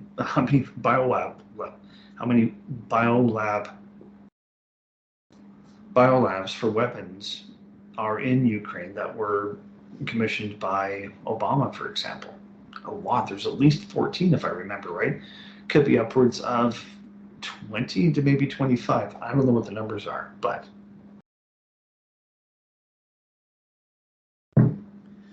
and I remember hearing about Ukrainian women being now drafted for the military. If it isn't bad enough for males such as our age to get hauled into service, the fact that you're pulling women in, it's done. And yes, Zelensky, the puppet, whatever you want to call him, he apparently did negotiate for peace settlement with Russia, but Azov is apparently so infiltrated in Ukrainian society, or at least within the upper echelons of government and the like, that they said, nope, we're not going to do this. If they did, it'll come down to it. That's like they're going to get exterminated, and rightfully so. So for me, Ukraine was a great distraction. Now, don't get me wrong, with what's going on is not fun. It's not enjoyable. And again, there's this Ukrainian counselor of sorts, male, and like 80% of his clients are guys that have been drafted into the Ukrainian military. They come back, or the wife basically just says, thanks, hon, I'm taking the kids, and well, I'm going somewhere else that's going to be safe. See, I don't want to be here. So this has been devastating on that society for numerous reasons, really. And again, I believe that I'm still of the opinion that Ukraine is still part of Russia, because apparently they didn't settle on the negotiation of territory or whatever it was to leave with their day of independence. I don't know. I really don't know if that's even true or not. If it isn't, I retract what I've said. But if it is true, and then they aren't formally fully recognized by the UN, such as whatever that organization is, then this whole thing has just basically been a matter of this has been a civil war of a country. Sorry, a part of the largest country on the planet that wanted to leave, but just kind of said, yeah, we'll talk about the details later, and may or may not have finalized anything. I don't know. If that's true, then there was no reason for any of us to get involved. Like, there really wasn't. Not militarily. But considering how much funds have been slushed over in and out of Ukraine, I can only imagine how much has come back to Trudeau with everything that he's sent out, and for the Bidens for that matter, or whoever else is connected to them. And probably Holland and Germany and Italy and Poland and Hunter Biden and Western Europe, first world countries, the G7. It's just Ukraine, in my opinion. I believe that Ukraine, when things settle down and when we get to see, when more, I believe, will be revealed as to what happened, we'll see that Ukraine was, in essence, a massive fucking cesspool. And that's probably the nicest way that I can say it. It's disgusting. It is abhorrent. I mean, again, when Nazi Germany was invading and going through Ukraine, according to my coworker, who's from Western Ukraine, her grandmother told her of people that were crucified, and it was to fuck the Nazis up. It was to fuck up the German troops, and I have no doubt that it did. And if they were doing that to civilians back then, do you think that's gone away anytime soon? Do you think that went away after 70 plus years? Fuck no. People like that, organizations like that, are around, and they will be there. I'm more hopeful that with everything that's happened with all of this is that they'll be exposed, and they'll hopefully, and I'm hoping that Russia will be able to find them and eradicate them. I mean, everything's on email, and apparently the NSA has access to pretty much every fucking single email and text that gets sent around the world. They've got their fingers in it, or they've got everything they need. So I realize I'm starting to smoke on the hopium on this one, but my genuine desire is that they've got all the information they need. They can send this over to Russia and say, "Oh, okay, here's everything that seems to be Azov Battalion related, and if you need any more questions or if you need any more information, let us know. We'll send you more." So we'll see. We will see. I don't know. Yeah, Putin's not going to accept a negotiated settlement anymore. So yeah, the Azov, but they have to they're going to have to fight. They're going to have to basically either kill the Azov Battalion and the right bloc themselves, or they will have to fight to the absolute bitter end. One of the two. We'll see. We will see. And that's really all I have to say on this whole fucking matter. It's a mess. Oh, what I'm going to say next is we're going to see Israel is going to get the shit kicked out of it for good reason, I think. And Taiwan is going to be the next Tinder cake that's going to blow up. So who knows? Who fucking knows? And that's it, my friend. I got nothing more. Oh, well, yeah, well, what do you expect? I mean, it was never, the Ukraine was never going to win. They said it was either going to be a Ukrainian surrender or it was going to be a negotiated settlement. One or the other. Ukraine was never going to win this. The fact that they were so willing to risk mutually assured destruction in order to distract away from what was going on in their own countries says a lot about how bad things are going for the globalists. Yeah. Anyway, let's get on with the next topic, because the next one is even more interesting. Oh, which one is that one? This is the incident at the U.S. border. Oh, yeah. Okay. I'm going to let you run with this one, because I haven't looked into it. Okay. Yeah. So. Okay. So yeah. All right. I will get into it. Okay. So a few days ago, I can't remember the specific date, there was an explosion at one of the U.S. international border crossings. Niagara Falls. Niagara Falls. A couple of people died. Somebody got severely injured. It looked initially like it was a terrorist attack. CTV went on the record and saying that it looked like a terrorist attack, but they couldn't actually say for sure that it was. When people started taking a closer look at it, it turns out that in all likelihood, it was probably not, unless you wanted it, because it looked like whoever was running, like he went at the gate at 100 miles an hour and so on and so forth, and just lost control of the vehicle. And it's like the way the event took place, from what camera footage I saw, somebody just basically lost control of their vehicle, right? Like they're not revealing the names of the people involved and whatever.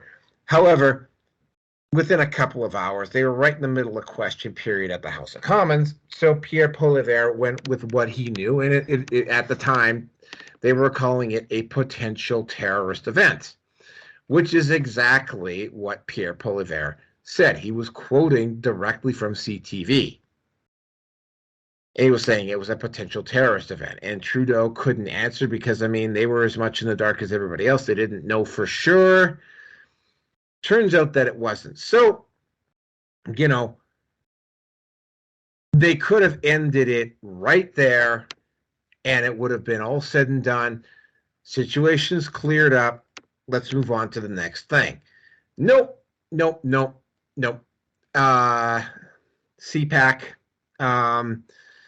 Reporter for CPAC attempted to nail Poilievre with a gotcha question on something that Pierre Poilievre was solid in his facts. Now, Pierre Poilievre is an individual that if a reporter attempts to hit him with a gotcha question or something where they're attempting to smear him, he will call it out.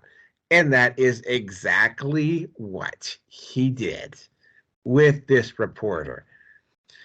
Instead of the reporter just licking her wounds and going away, and the mainstream media licking the wounds, they attempted to portray him as a bully, and then they accused him of actually out and out lying, including taking shots from other time zones and saying, well, there's no way he could have known about this. And they pushed on this in the mainstream media in Canada, pushed on this, and still attempting to push on this so hard that they're just, I mean, they're making themselves look, and it's such a pathetic reach. And this is what I was talking to you about, and this has been something that's been going through all this.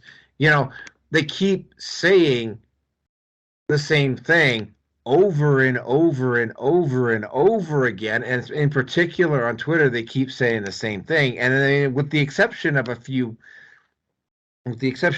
people who actually are just either too stupid, too lazy, or too indoctrinated, or basically the people that want to be ignorant. You know, like they're just like the ratio that they're getting, that the mainstream media is getting on this, they're just getting absolutely destroyed, just like it is with Captain Marvel. But they keep trying. And it's like, you know what? Like, give it the fuck up. You know, like, give it the fuck up. Oh, like, you know, it's not gonna fucking work. Everybody knows that the mainstream media is a liberal bought and paid for machine, right? It looks, I mean, it doesn't hold up to even I mean, I actually posted a couple of statements on Twitter about this. It's like, dude, like, it takes me all of 40, like, I mean, in some cases, I don't even have to go over and do a search engine search, right? Literally, there's a response, like, in one case, like, literally 3 posts in, hold on a second. 3 posts in, answering this particular thing and rebutting it, and they're getting they're getting ratioed to fucking death on Twitter, right? And the main, like, I mean, they can say whatever they want to on TV, right? It's like they're just getting absolutely ratioed to fucking death on social media, and they still keep you look at it and you're like, are you guys like just like with the situation with the Marvels? Are you fucking stupid? Like everybody can see, the only people you're fooling are the people that want to be fooled, right? Like you're just making yourselves look pathetic. You're just making yourselves look stupid, but you keep trying, and it just makes them look. No matter how they do, they've been pushing on this, so they finally started to back off when it was very clear that they were getting called up. But I mean, yeah, if I were to, okay, folks, here we are. We had to literally pick this up the next day because of a glitch on Skype. So it ended. I actually ended it right when I finished my part on the Ukraine. I don't know if obviously Steve can't remember, probably doesn't have very much memory about what we were talking about, but my last part on it was sorry. my part on it was is that my last thing that I was saying, because I actually have it on. I'm looking at it on AVS right now. I was just talking about. I was looking for the part where I could edit in where they have this scene from Russian TV where the 5 Ukrainian soldiers like literally get out of this vehicle and haul a guy off the fucking sidewalk into the Jeep in the middle of the night and drive off. And it's like, if you're at that point with the recruitment, I mean, you've really reached the bottom of the barrel. And that was my last statement. And then I turned it over to Steve, and then it just jumped right back to the beginning and recorded the beginning all over again. So that's where we're picking up. So, Rearson, take it away again, since it ended right when you started talking. And yeah, okay, like, stay away from powering up the GIMP suit during the show, please. Thank you very much. No GIMP suit, Larry, on for tonight. Sorry, V. It's just not going to happen. Again, you're going to have to edit my name out, please. Thank you very much. Okay, so well, a couple of things.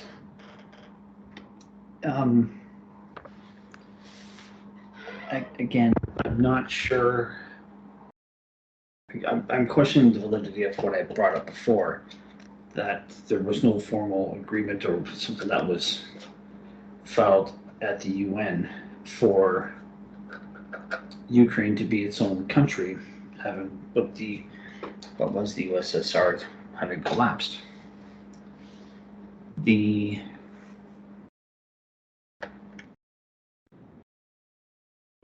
If that's the case, which really is not outside the realm of, it's not outside the scope of possibilities, and even now I would even say probabilities,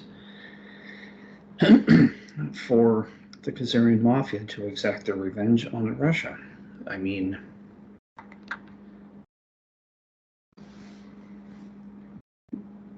they have a very long history of revenge. I mean, every European country that they got kicked out of, they've incurred a war of devastating proportions, and I wouldn't be the least bit surprised at all if they were the ones that were behind the 30-year war, which was in and around Germany. And but that's purely speculative on my part. The biggest thing that I can say now is the fact that apparently Ukraine is now drafting women into the war. It's kind of funny how they're not talking about that on the fucking news now, isn't it? Since this is all twats I'm not even going to say gynocentric. It's twat-centric. Well, I mean, it's like when the average age of the soldier fighting the Ukraine now is in their mid to late 40s. That says something. That means that they're hauling people like you and me off the street to go and fight on the front. Yeah, and it sounds like what happened at the height of the very end of the Swedish Empire, where you had young men, but I think probably once they turned about 16, they were going to get hauled into the military for Carl Adolf, or whatever his name was. Carl Gustav. Thank you, Gustav. With his military ambitions, he was really ambitious. He really was. But they're not talking about that anymore, because now the focus is on Israel, because the Khazarian mafia moved from Ukraine to Israel once that was all created and land was under ownership of the Rothschilds at the time, and it's the money laundering that needed to be done for Ukraine's been done. The cash, the funds. Ukraine was just one of it's been known to be one of the most corrupt places on the planet. I can't speak from personal experience. I wouldn't want to speak from personal experience. I may be of Ukrainian descent, but I assure you, ladies and gentlemen, I have no vested interest in the country at all. At all. Nothing. So, it's...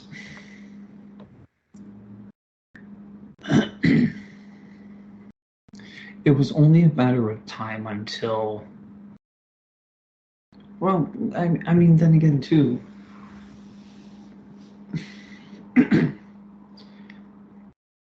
the propped up media, the propped up Western controlled, Khazarian mafia controlled media, let's be honest with ourselves.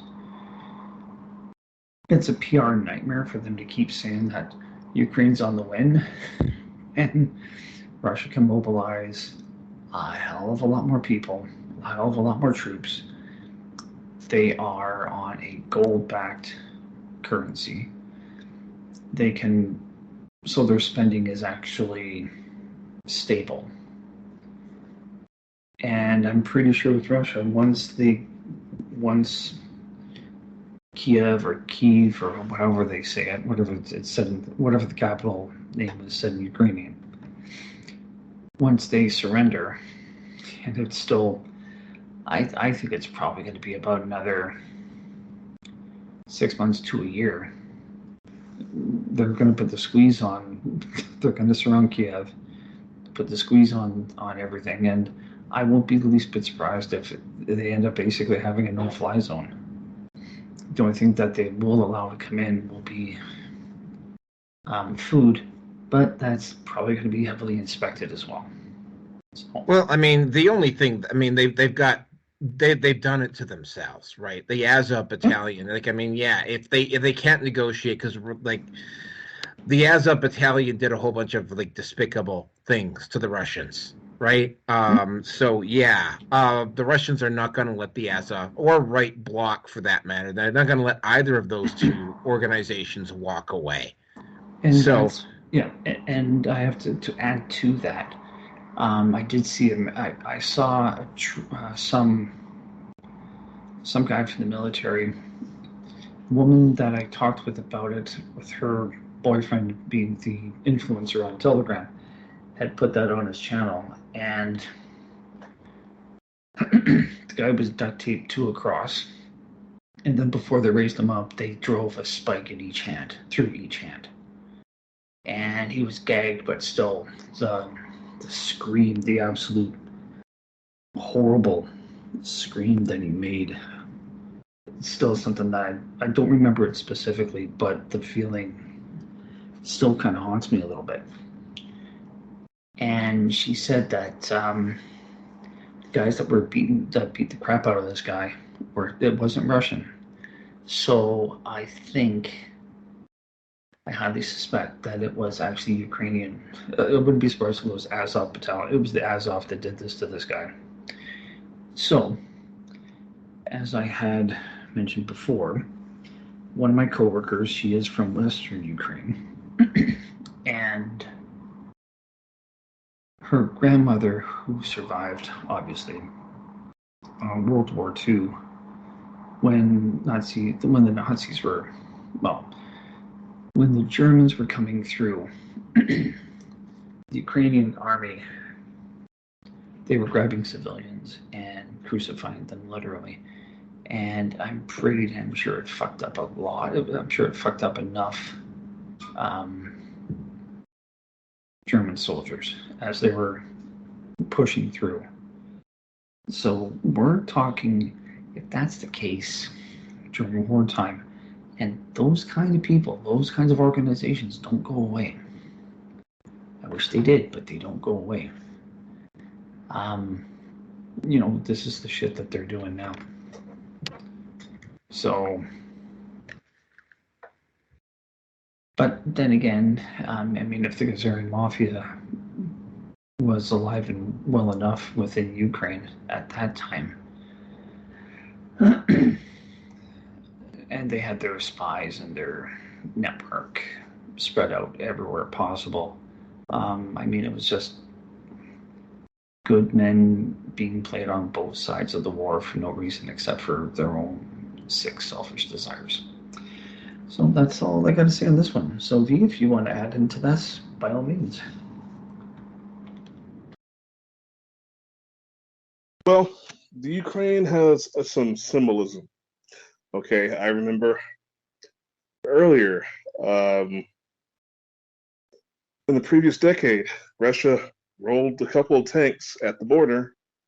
Next thing you know, we got who was it? Condoleezza Rice on the podium saying this is a civilized world. You can't just invade countries like that anymore. But then again, that's exactly what we do, right? Here in the U.S. Yeah, we'll come up with a reason, some false flag psyop, but at the end of the day, it's just symbolism. We're the ones that make the rules. Okay? Even if the fighting were to stop, it's going to be political warfare. Okay? So once that's done, it's going to become economical warfare. Until we have a tight grip on that region, opposed to the Russians, because this is what the public sees, and that is what counts. And with that, I will say let's go to the next topic.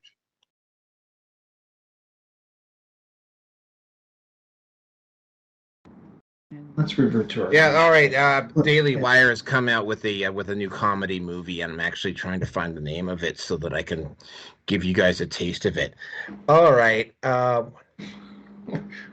What, Ben Shapiro goes for voice deepening surgery? Sorry.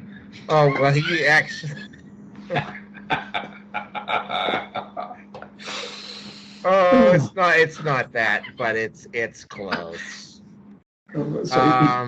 So he learns to sound not like a little Weasley, not sound so Weasley? Oh, sorry. Topic number 2. Incident at Kennedy's border crossing attempted to smear by Pierre Poilievre. Yes, I'm Ben Shapiro's I'm Ben Shapiro talking about this particular incident at the international Canada-U.S. border at the Rainbow Bridge. Okay. Can we try that again without you acting like that squirrel from Over the Hedge on caffeine?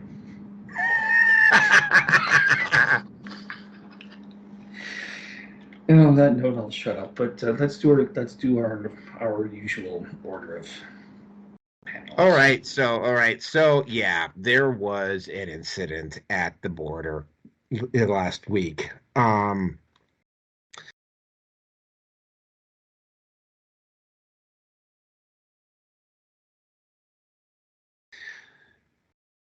they were in the middle of the question period apparently happened less than 2 hours later. There wasn't clear and full information on it. Given the current situation and the timing of it right close to a holiday, it caused a lot of people to go off on speculation, and it would have been perfectly reasonable explanation. One guy in the U.S. speculated that maybe this guy was attempting to drive down to New York to basically try to run the vehicle through the Thanksgiving Day parade, because I mean it was a national holiday in the U.S. when this happened. The whole situation. At the time when question period happened, Pierre Poilievre said that it appeared to be, his exact words were, is that it appeared to be a terrorist incident.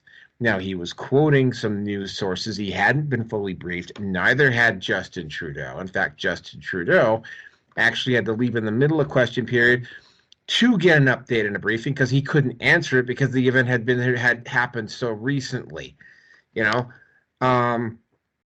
So in light of the fact that this particular question period in Ottawa was very, very shortly after the event in question, you could kind of maybe cut some slack for the politicals in Ottawa, especially when in the middle of a House of Commons question period, to not be fully aware or fully briefed. And Pierre Poilievre did quote CTV News when he said it appeared to be, but he didn't actually say that it was a terrorist incident. Well, a reporter with an agenda decided that, no, she was going to push on Pierre Poilievre on this particular topic. And yeah, oh, by the way, the incident in question wasn't a terrorist event. Person lost control of their car.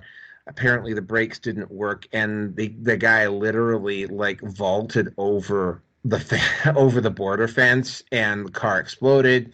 The two people in the car died, and a third person got injured. But it wasn't nobody ran at the border with the car or anything like that. It wasn't an It was an explosion, but it was an explosion because of a flaw with the vehicle. They haven't. Yeah, so it's just one of those. Yeah, we'll go with the official report. This falls into one of those. These things will happen every once in a while. So, the Poilievre is having a briefing after the end of question period, and this one reporter from CPAC. The ones who apparently got a story massively wrong the day before, that had to issue 3 corrections on one story in one day. This female reporter from Quebec, decided that she was going to nail Pierre Poilievre with a gotcha question. And she said, do you think it was irresponsible of you to call that a terrorist incident in light of new events? Do you think it was I didn't call it a terrorist event. For you to call yesterday's explosion by the checkpoint at the Rainbow Bridge terrorism, when no U.S. or Canadian officials said that was authorities said that was the case, and when the New York governor also said there was no evidence to suggest terrorism activity? Actually, you're wrong. You're a CP? Okay, so CP, by the way, CP, just for everyone's knowledge, did have to make 3 corrections for falsehoods that they put into a single article. I think that might be unprecedented. I'm actually thinking about checking with the Guinness Book of World Records to see if there's ever been a news agency that has had to issue 3 corrections for patent falsehoods that they admit they had been made in one single article, and now you've made yet another falsehood in your question. Where you are wrong is that CTV reported that the government of Canada was presuming that the incident was terrorist. So, yeah, that's what I said in my remarks. You're right. It was a media report. But it's citing media reports and not... Which is what I said. In the House, I said there are media reports. And you think that's a responsible thing to go on, to make that kind of a statement at the time without speaking? What kind of statement? Calling something terrorist. I didn't. I said there were media reports. That's the distinction we're making? Okay. No, there's no distinction. What I said, and I was right, was that there were media reports of a terror-related event. By your admission, there were media reports of a terror-related event. And that media report, according to CTV, unless you're questioning their integrity now, came from security officials in the Trudeau government. So do you think the CTV was irresponsible in putting out that tweet? Do you think it was a responsible comment to make in the House of Commons? Sorry, I'm asking, I have already answered that. Do you think CTV was irresponsible to put that tweet out? That's none of my business. That's not for me to comment. Well, you just did comment. Okay. So, I just hope you're not going to print something that you have to apologize for again. Okay. I was quoting CTV News, and I quoted them exactly, and they said it appeared to be. Well, do you still think that was irresponsible? And he's like, literally, I just answered that question. Like, I literally just answered, and her response was, well, if that's your take on this isn't a take. This isn't a take unless you want to start calling and literally, if you want to start questioning the integrity of CTV News, this is what happened. And he's like, he basically went back and he more or less, he humiliated the reporter. So instead of shutting up, the bought and paid for Trudeau's $600 million media bribe kicked in, and they tried to pull a huge, massive smear on Poilievre, trying to say something. They accused him of being a bully. They accused him of misrepresenting CTV News. It was like everything they said, fell apart with a rudiment. I mean, there's like literally at one point, right? It's like they pulled a wire source from another part of the country where the time stamp was earlier than what he said he was on the House of Commons for, and they said he didn't know. And it's sort of like time zones. Like, have you heard of time zones? And of course, CTV, if you go back on the Eastern Seaboard and look at their time frame, it clearly shows that he was quoted that CTV literally the next day tried to say they didn't do it without saying that they didn't say that. Multiple reporters on Twitter tried to make Pierre Poilievre look bad. There's even a couple of them saying, well, hey, congratulations for making this female reporter look so prominent. And it was like literally the first post underneath that Twitter flag was, they made her look so prominent. They made her look prominent again. I guess that's why she privated her Twitter account then, because her journalism career was made by this. And literal, I kid you not. And this is something that when I was doing this show yesterday, that was really getting to me. There's a lot of the stuff we were talking about on Sunday. It's like the media just acts like we're stupid, right? Like, I mean, of the 7 or 8 posts that I responded to on Twitter about this issue, it took me a sum total of about not even a minute and a half to find on a search engine search to find stuff that debunked them. About half of them, I didn't even have to debunk them. All I had to do was repost something that was already there, debunking what they were saying. And it was like, and they were being literally on a couple of them. They were like being told, like, look, the only people you're fooling by doing this are people who want to be fooled. Stop. And they didn't stop. And I'm like, besides the bot and bid, there's only a couple of explanations. They're either the media is like so stunned stupid that basically, if you count to 10, you're no longer allowed to be a journalist because you're too fucking smart.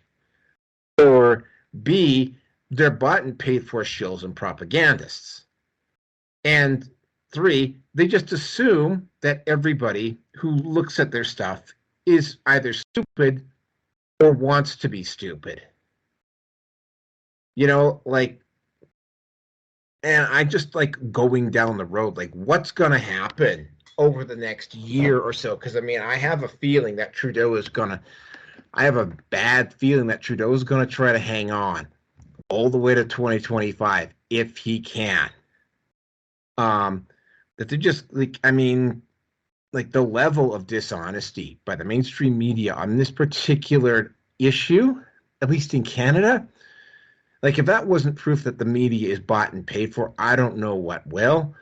Like I said before, this isn't the story that that would have killed. That's going to like be the this is it. I no longer trust the media kind of situation. But I mean, you know, they're not even trying now to hide the truth. They're just saying it and hope you don't fact check. So, and it's reaching the point now. And I'm even though I was listening to a podcast today, I mean, it said that's true. It's sort of like, you know, the people who are still and I saw a couple of them today. You know, it's sort of like at the people who are still believing everything that the government is telling them. And it's sort of like, you know, you're like looking at them and, and you have to start going up to the people and going, you know, at what fucking point do you stop just believing everything you're told and actually start fucking thinking for yourself? You know, because like the people who are at the point where they're still believing the propaganda, and I got to point out, man, we're still talking about 40 between the NDP and the Liberals. We're still talking about 40% of the fucking country is still mindlessly believing everything that that's being tossed around by this government. That's a significant total. You know, keep in mind that the Conservatives in Canada are almost at a level of support that is larger than the Liberals and the NDP put together, and they're definitely in majority territory if there's another election held. But I mean, it's yeah, I'm taking this, I'm going down this path, and I'm following the path further on down.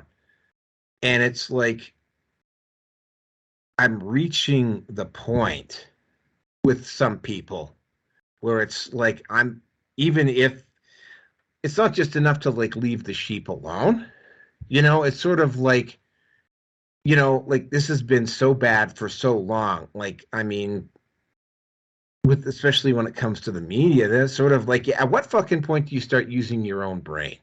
That's literally where I'm at. And with that, I'm going to turn it over to V before I get off on a real tangent here.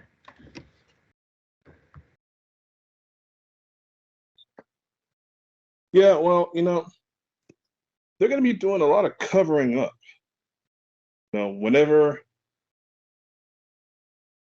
somebody's getting over the border, as this police state is ramping up, they're going to kill people.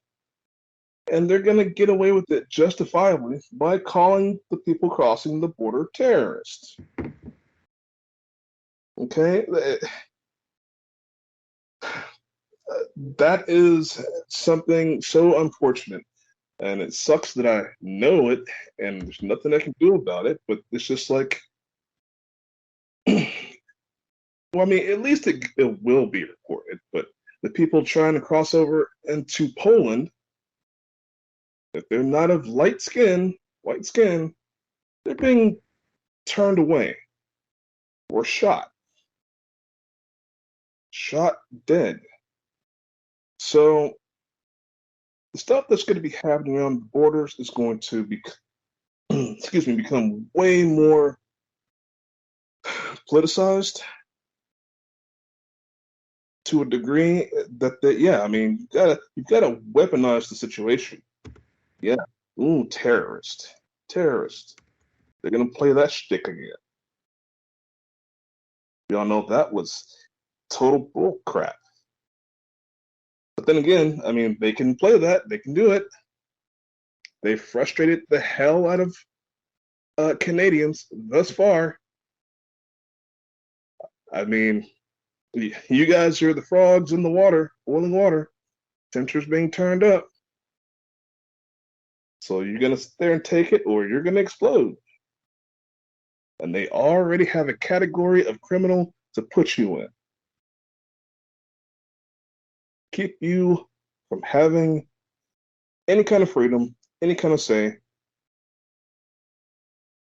And it's just, there's going to be a new meaning to border crisis pretty soon. Mark my words. I'll pass it on.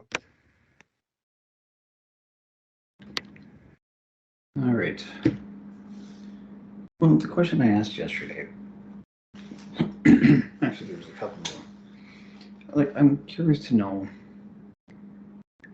if the vehicle had Wi-Fi, because I realize how this is going to sound, and I don't really care, but I'm going to ask the question.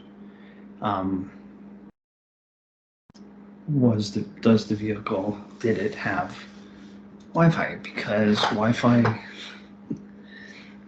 I did see, it's in China anyway, and if they did it there, they could do it here. I'm sorry to say this, folks, but I don't see why you cannot have someone hack into your vehicle and take control. I mean, as crazy. Here's a thought, and I'm not talking about that hole over there, but I think it was one of the CSI shows, and this vehicle just lost control for no other reason. Someone got killed, run over, whatever the case may have been, or the person that was in it. I think that's what it was. But they were able to deduce that the car got hacked.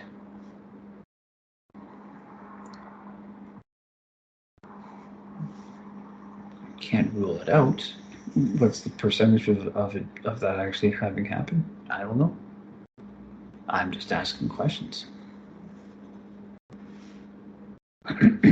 What if also if the possibility that the driver was MK Ultra? I would love to know what was recorded by the smartphones of those people that's stored on some memory bank somewhere else that the NSA has their tight control grip over. Was this a test of what's going to come later on down the road? I wouldn't be the least bit surprised. So, and what did I hear of? I think I heard that it's basically going to be a requirement, I think, for vehicles that are made in 2025 going forward, that it is expected that there's going to be Wi-Fi in the car or in the vehicle. So, pardon me for putting two and two together for a future dated possibility, or probability for that matter, 5 years down the road. Can say, well, I said this back in the day. So, am I right? No idea. But again, just asking questions. So, Naruki, let's move on. What was the one after that? I don't remember. In a world where women's sports is being transformed, the Daily Wire calls foul with the most triggering comedy of the year.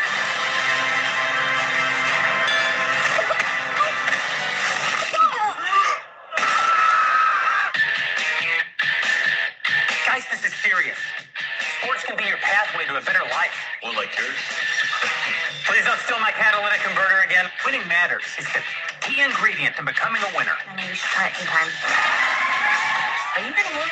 I am not. Let's cut to the chase. I know you're not a woman. Hey, you don't know how he identifies. If you can beat them, What do you know about the U.S. Opens for the global games? You want us to compete as winners. $5,000 prizes. My lover says you were a great coach back in the day. join This is the way the world is now. My 8-year-old daughter told me all about it. So a guy can become a girl with no physical changes at all. Oh, that's called gender fluid. So I can be a woman on the court and a man in the bedroom. I can't believe it. Nice! You mean when you're sleeping? Yes. Coach, Alex, we can play basketball. We have to get the whole team back together. It's time We're in. I'm in. I'm in. to play. Lady Baldwin. Round up. Like a girl. That's right. I'm with her. It's my turn. It's my turn. Day one of being a girl athlete. I love being a girl. Two she-rolls. We could dominate every woman's sport. Running, swimming, soccer. I said sport, Felix. It's ladies basketball, boys. Nobody watches. Excuse me. Are these seats open? Never mind. Get it done.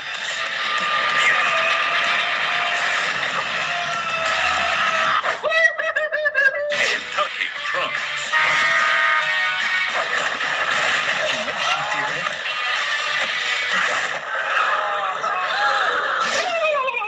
That's the biggest I've ever seen on a lady. I don't care. Lady Falls. One can even be trans age now, which provides Sheelix with a wonderful opportunity to relive all the experiences that she missed out on at school.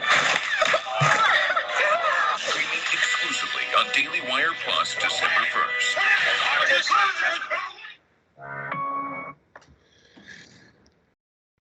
Ain't that the truth? That's the biggest dick I've seen on a chick. And that will be a topic for 344. And we're all going to declare ourselves women just for that episode. All right. The next topic is we're back to the Fruit Loops thing. What ended up happening with this is Fruit Loops decided in their infinite wisdom to, instead of like getting the hint with what happened with Dylan Mulvaney, what they decided to do is, instead of coming right out and saying it, what they decided to do is they decided to put links on their box. And I actually have, as I downloaded all the videos for the pictures for the slideshow. Yeah, there's actually like stuff on the box that sends them to these links. And it's LGTBQ content. Trojan horsed into the product. Now, Steve was talking about, I think it was Vanguard that was the biggest stockholder in Kellogg's. No. Okay, let me get back to that. When The Vanguard or Fleet Street. Okay.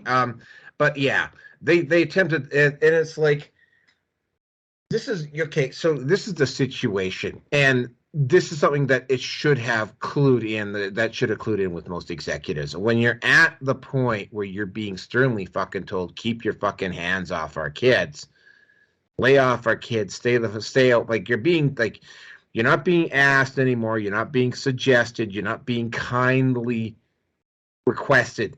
Like, they're at the stay the fuck away from our kids part of this LGTBQ thing. And what we're getting now, and this is and I talked about this in regards to drug addiction. This is the functional equivalent of an addict who's been using and has reached the situation with the people around him where they've like looked at him and said, like, yeah, like, you're fucking done using. Like, stop fucking using, stop drinking. Like, stop fucking doing it now. Like, I've had it. Like, I'm through. I'm done. And I had an uncle that was like this. He would get abusively drunk, and we were my aunt was in hospital dying from cancer, or she was going through her second bout of cancer. The third one was the one that killed her, but this was the second run through.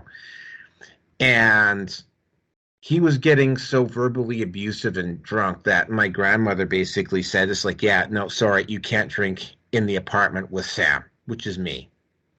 I'm not going to edit out my name, by the way. And he never did, at least not in front of me. He did, but somehow he always got abusively drunk, even though we never saw him drinking. And the reason why we never saw him drinking is because, like, he bought a shit ton of booze and he hid it all over my grandmother's apartment. And when they were moving her out 4 or 5 years later, they found booze stashes like everywhere in that apartment. And I mean everywhere. And so, you know, what this is the functional equivalent of being told that you can't drink, gamble, whatever. You can't continue to practice this vice. And they say that they're going to stop, or they know that there's going to be consequences when they stop. But you know what? Instead of stopping what they're attempting to do, and we've been seeing this more and more frequently, right?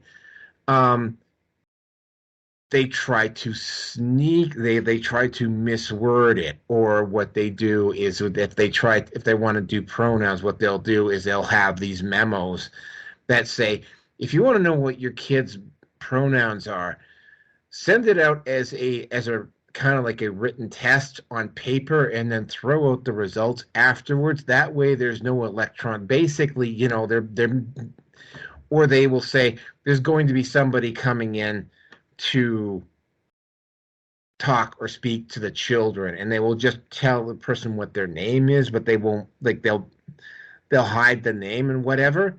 So they're at the point now where they're like trying to sneak this stuff past. This is what happened with Mulvaney. Now they know they can't do it openly anymore, because if they try to do it openly, the only way they could do it openly is if, like what happened in Calgary, where they have to actually have them. And this is something that I also talked about yesterday, about how they're requiring direct intervention from the state now in order to be able to pull this stuff off. They're getting direct protection from the state to do it, or they are trying to sneak it past the parents. And, you know, the end result of this is going to be, because I mean, I have a feeling this is not going to be the last time you're going to see a corporation or a classroom do this, is you're going to get to the point where it's sort of like, okay, now they have no intention of listening to us. So now the big stick comes out, right?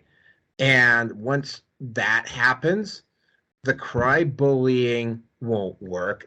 They will have to have the state intervene basically, because if they try and, like, I mean, it's like potentially speaking, it wouldn't surprise me at all next June during Pride Month, somebody gets killed over this. It won't be me, because I don't necessarily have a dog in that fight. But I mean, yeah, it wouldn't surprise me if someone gets actually physically, like, disabled or killed over this. Because it's like, you're being told over and over and over and over and over again, leave my fucking kid alone.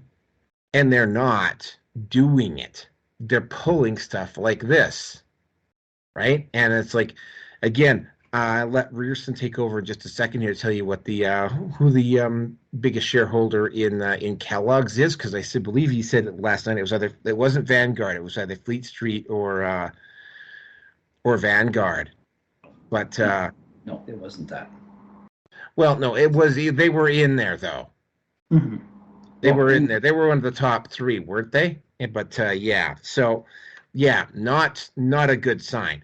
So yeah, you go ahead and then we'll have V step in. Yeah. Okay, just a minute here.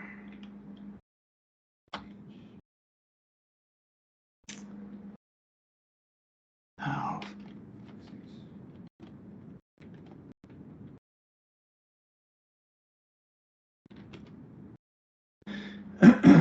My apologies for not being ready for this one. I should have taken the hint. Well, I mean, I was, this was unexpected. I didn't think that. There it is. Okay, so 15.62% is the WK Kellogg Foundation, which I'll get to. Vanguard owns 8.82%. After that, it falls off pretty quickly. Okay, so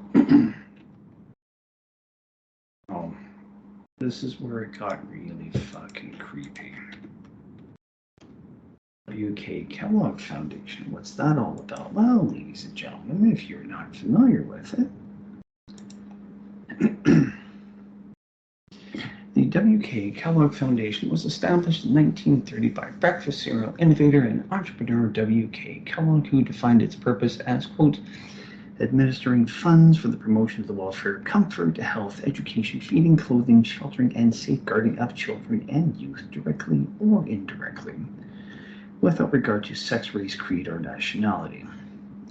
To guide current and future trustees and staff, he said, use the money as you please so long as it promotes the health, happiness, and well-being of children.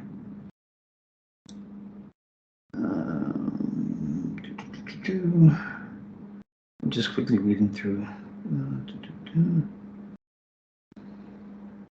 Over the years, the Kellogg's Foundation's programming has continued to evolve, striving to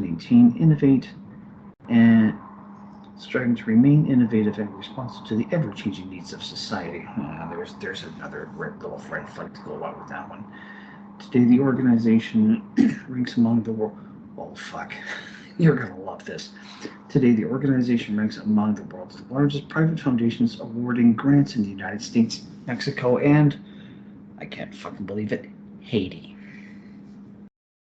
Wow. Just fucking wow. Like, if this doesn't scream the likelihood that there's going to be, I don't know, pedophiles within the organization, I don't know what does. I'm just looking up values.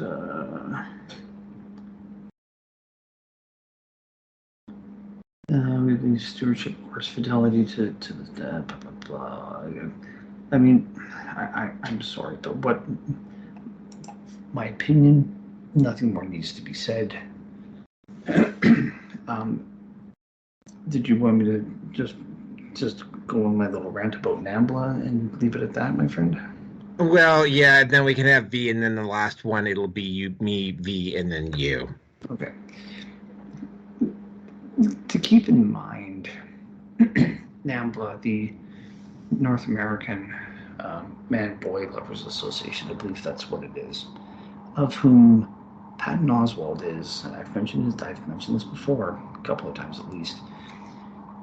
He deleted the tweet where he was a proud member of NAMBLA, so I'll leave that one alone. Don't trust that little fuck his foot. Well, I'd like to fry his ass literally, but that's another story. But NAMBLA, up until about the early 70s, they had a headquarters, and I think it ended up being bombed or burned out, whatever the case may have been. And they went without any official headquarters. But apparently, in their manifesto was that they want to bring about the normalization of pedophiles and the sexualization of kids. And they're doing it through this. Oh, and the other thing as well is that there was a cereal box back in 2021, and they had enough of the Kellogg's characters, Snap, Crackle, and Pop, Tony the Tiger, and whatever else, and there's the Mini Wheats guy thing, whatever. And the Mini Wheats thing had the LGBT.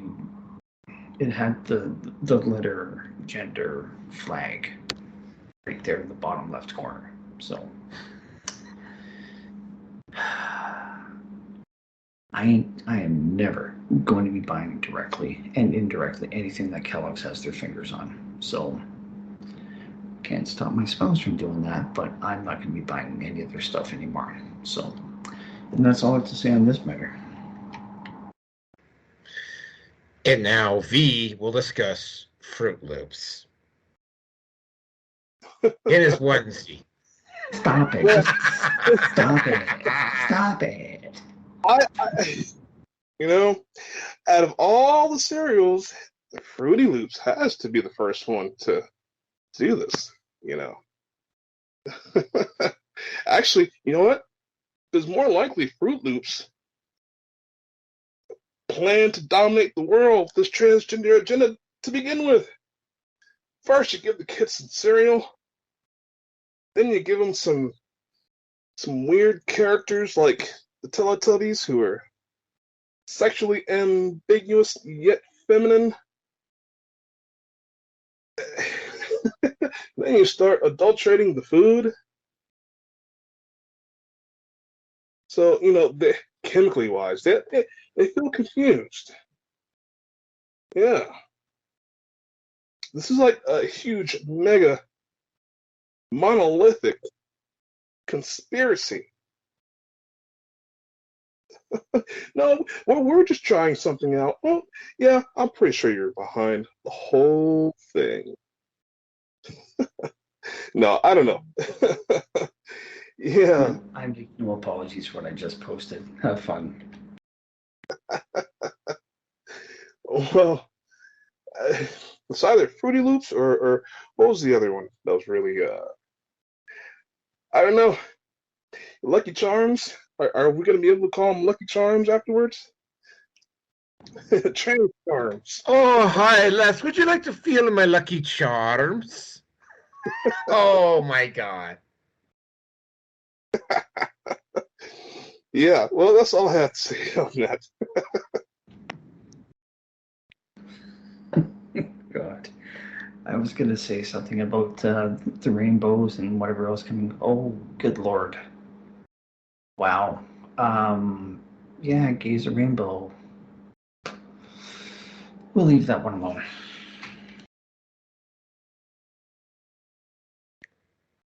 So we're done on this one? Okay, let's move on to the last topic. This literally got added in from yesterday. The first thing Javier Milei announced is that the central bank in Argentina is gone. Like, that's the first thing. And he also said one of the reasons why he's not hooking in with BRICS is because he doesn't want to basically get too close to the communists. So, I mean, again, I'm not sure how much of this is going to be for real or how much of this is just political gamesmanship on his part. Like I said, nobody was expecting Milei to win. The mainstream media, in particular the mainstream media down in South America, was trying to do everything they could to try to make him look like an unhinged far-right extremist. And keep in mind, libertarianism there is a faction within libertarianism that is like really like is actually white supremacist. However, they are not the only faction within libertarianism by any stretch of the imagination, but it's usually the faction that in particular the United States will roll out to discredit libertarians. The whole thing, Milei has pretty much gone on the record as saying that there's going to be multiple government departments that are going to get shut down. Tipo y and deporte. for good. Well, I mean, Afuera. it's like, you know, Ministerio de Cultura, afuera. Ministerio de Ambiente y Desarrollo Sostenible, afuera. Ministerio de las Mujeres y Género y Diversidad, afuera. Ministerio de Obras Públicas, afuera. Aunque te resistas. Ministerio de Ciencia y Tecnología e Innovación, afuera. Ministerio de Trabajo, Empleo y Seguridad Social, afuera. Ministerio de Educación, Adoctrinamiento, afuera. Ministerio de Transporte, afuera. Ministerio de Salud, afuera. Ministerio de Desarrollo Social, afuera. Se acabó el curro de la política. ¡Viva la libertad, carajo!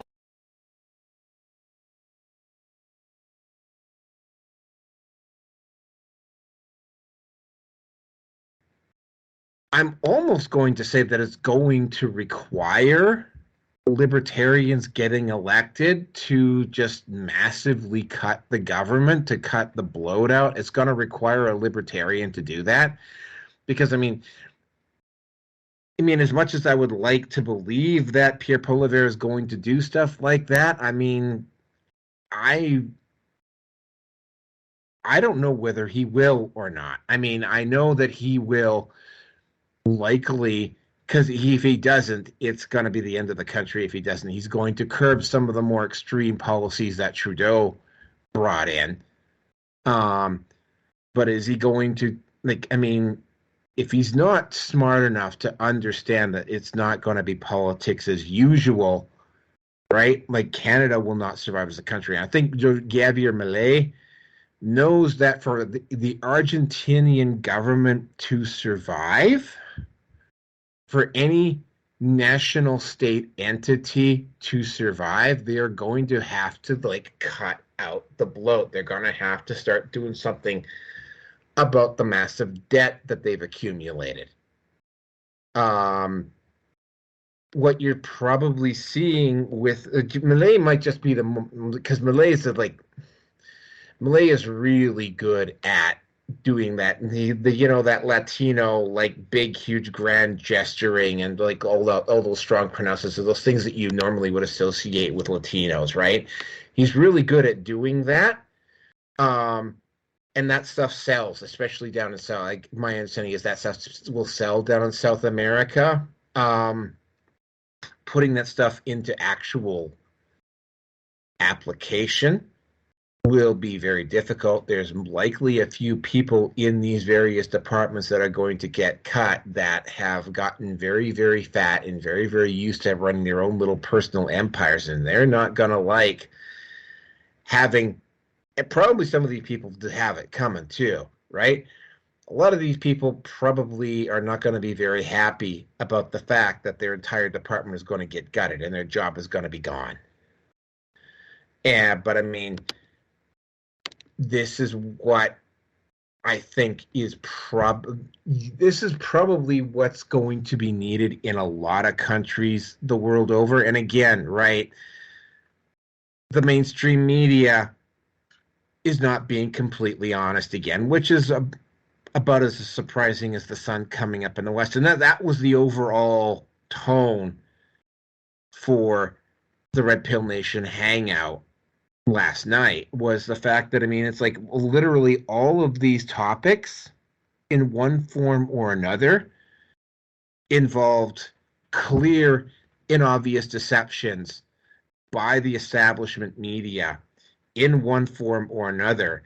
And that includes the Argentinian media on Javier Milei. So it's sort of like, you have to be very, very picky about the type of information that you take. I mean, again, I don't have a dog in that fight, but Javier Milei is definitely all total pro-Israel. Now, I'm kind of neutral on it myself, but I mean, Javier's going to be Javier, right? I wish him the best of luck. I'm going to have to, if he was going to ask me, which he probably won't, but I think he probably knows, he's going to have to be very, very careful on how he treads and whose toes he steps on. Because it's like there is a long, especially in South America and Central America, there is a long and historical track record of the U.S. government organizing coups and overthrows when a guy like Javier Milei takes over. Well, just like what, I mean, who was that guy who was in Venezuela for the longest time? I can't remember his name. Hugo Chavez. Hugo Chavez, yeah. The U.S. won't be able to necessarily intervene militarily in Argentina because Argentina is just a little bit too powerful for that. And I mean, again, on paper, Argentina is still an ally. And South America is considered within the U.S. sphere of influence, although China's been doing its level best to get in there. If there's one good thing that's going to come out of this is that Javier Milei has no intention of allowing the Chinese to come in and do anything either. So yeah, it's going to be interesting to see where it goes. And with that, I'm going to turn it over to V.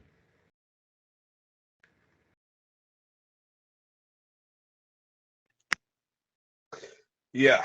Well, Argentina is one of those places that is not like the rest. I kind of believe that Argentina is like the Israel of that continent. It's going to go to war. If it's going to go through this liberal transformation, Libertarian, not liberal. Oh, sorry, libertarian is what I meant. Same difference, but that's where all the Nazis went. First of all, not a conspiracy theory. Absolutely not. Absolutely, yeah. That was with the Peronists. Continue. They've already had genocides of the darker people that from that area. Okay, it's I think it's been said on the show. Argentinians are hated by their neighbors. Most Hispanic countries don't like Argentinians. So I'm not going to try to add a racial component to this, but it's definitely a national sort of situation. Nationals. So we'll see what they do. I don't know. It's too early to say. So I'll pass it on. Yep. So, I'm of the opinion, based on something that I had seen, of Milei, excuse me, apparently signing an agreement with one of the. He was in the Sound of Freedom. He was the guy that ended up being persuaded to buy a rather large palatial, shall we say, place or that island. But apparently Milei has signed an agreement with him that he's going to snuff out or take out human trafficking in Argentina. I was like, wow, the guy's got fucking balls to put that, to say that, or to do his best to back it up. And don't get me wrong, I want him to do exactly that. So if he does, we're talking about probably the first country on the planet that's actually going to make a genuine effort.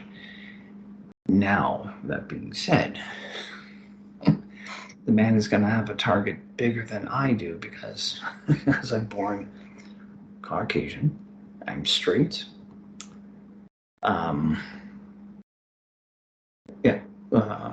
Caucasian, Christian, Catholic race, straight male. And there was one other target on my back, I couldn't remember what. But he's going to make me, and like me, shall we say, we are going to be, if ever, afterthoughts. people to go after. Only if we rise above the din, shall we say? So this will be interesting. I have a feeling that there will not be. If he gets assassinated, I'm pretty sure that he's got someone in there that's going to be pretty strong and very reliable to take over if that were to happen to him. And I do not wish for that to be the case. So I think Argentina could be a very interesting place to see or to watch over the next 2 to 3 years. I know that the Argentinian currency did, like inflation, I think, and I heard in Argentina went up like another 40% or something like that. Like, it's absolutely ridiculous. And if this is going to be proof positive to the rest of the world, hey, look, you kick out, you get rid of this and this and this, and you legitimately work on cleaning up your society, and things start to turn around. Now, look what can happen. So we'll see. And believe me, I hope he does it. And I'm certainly hoping that he doesn't get whacked anytime soon. So I don't have any more to say on this one.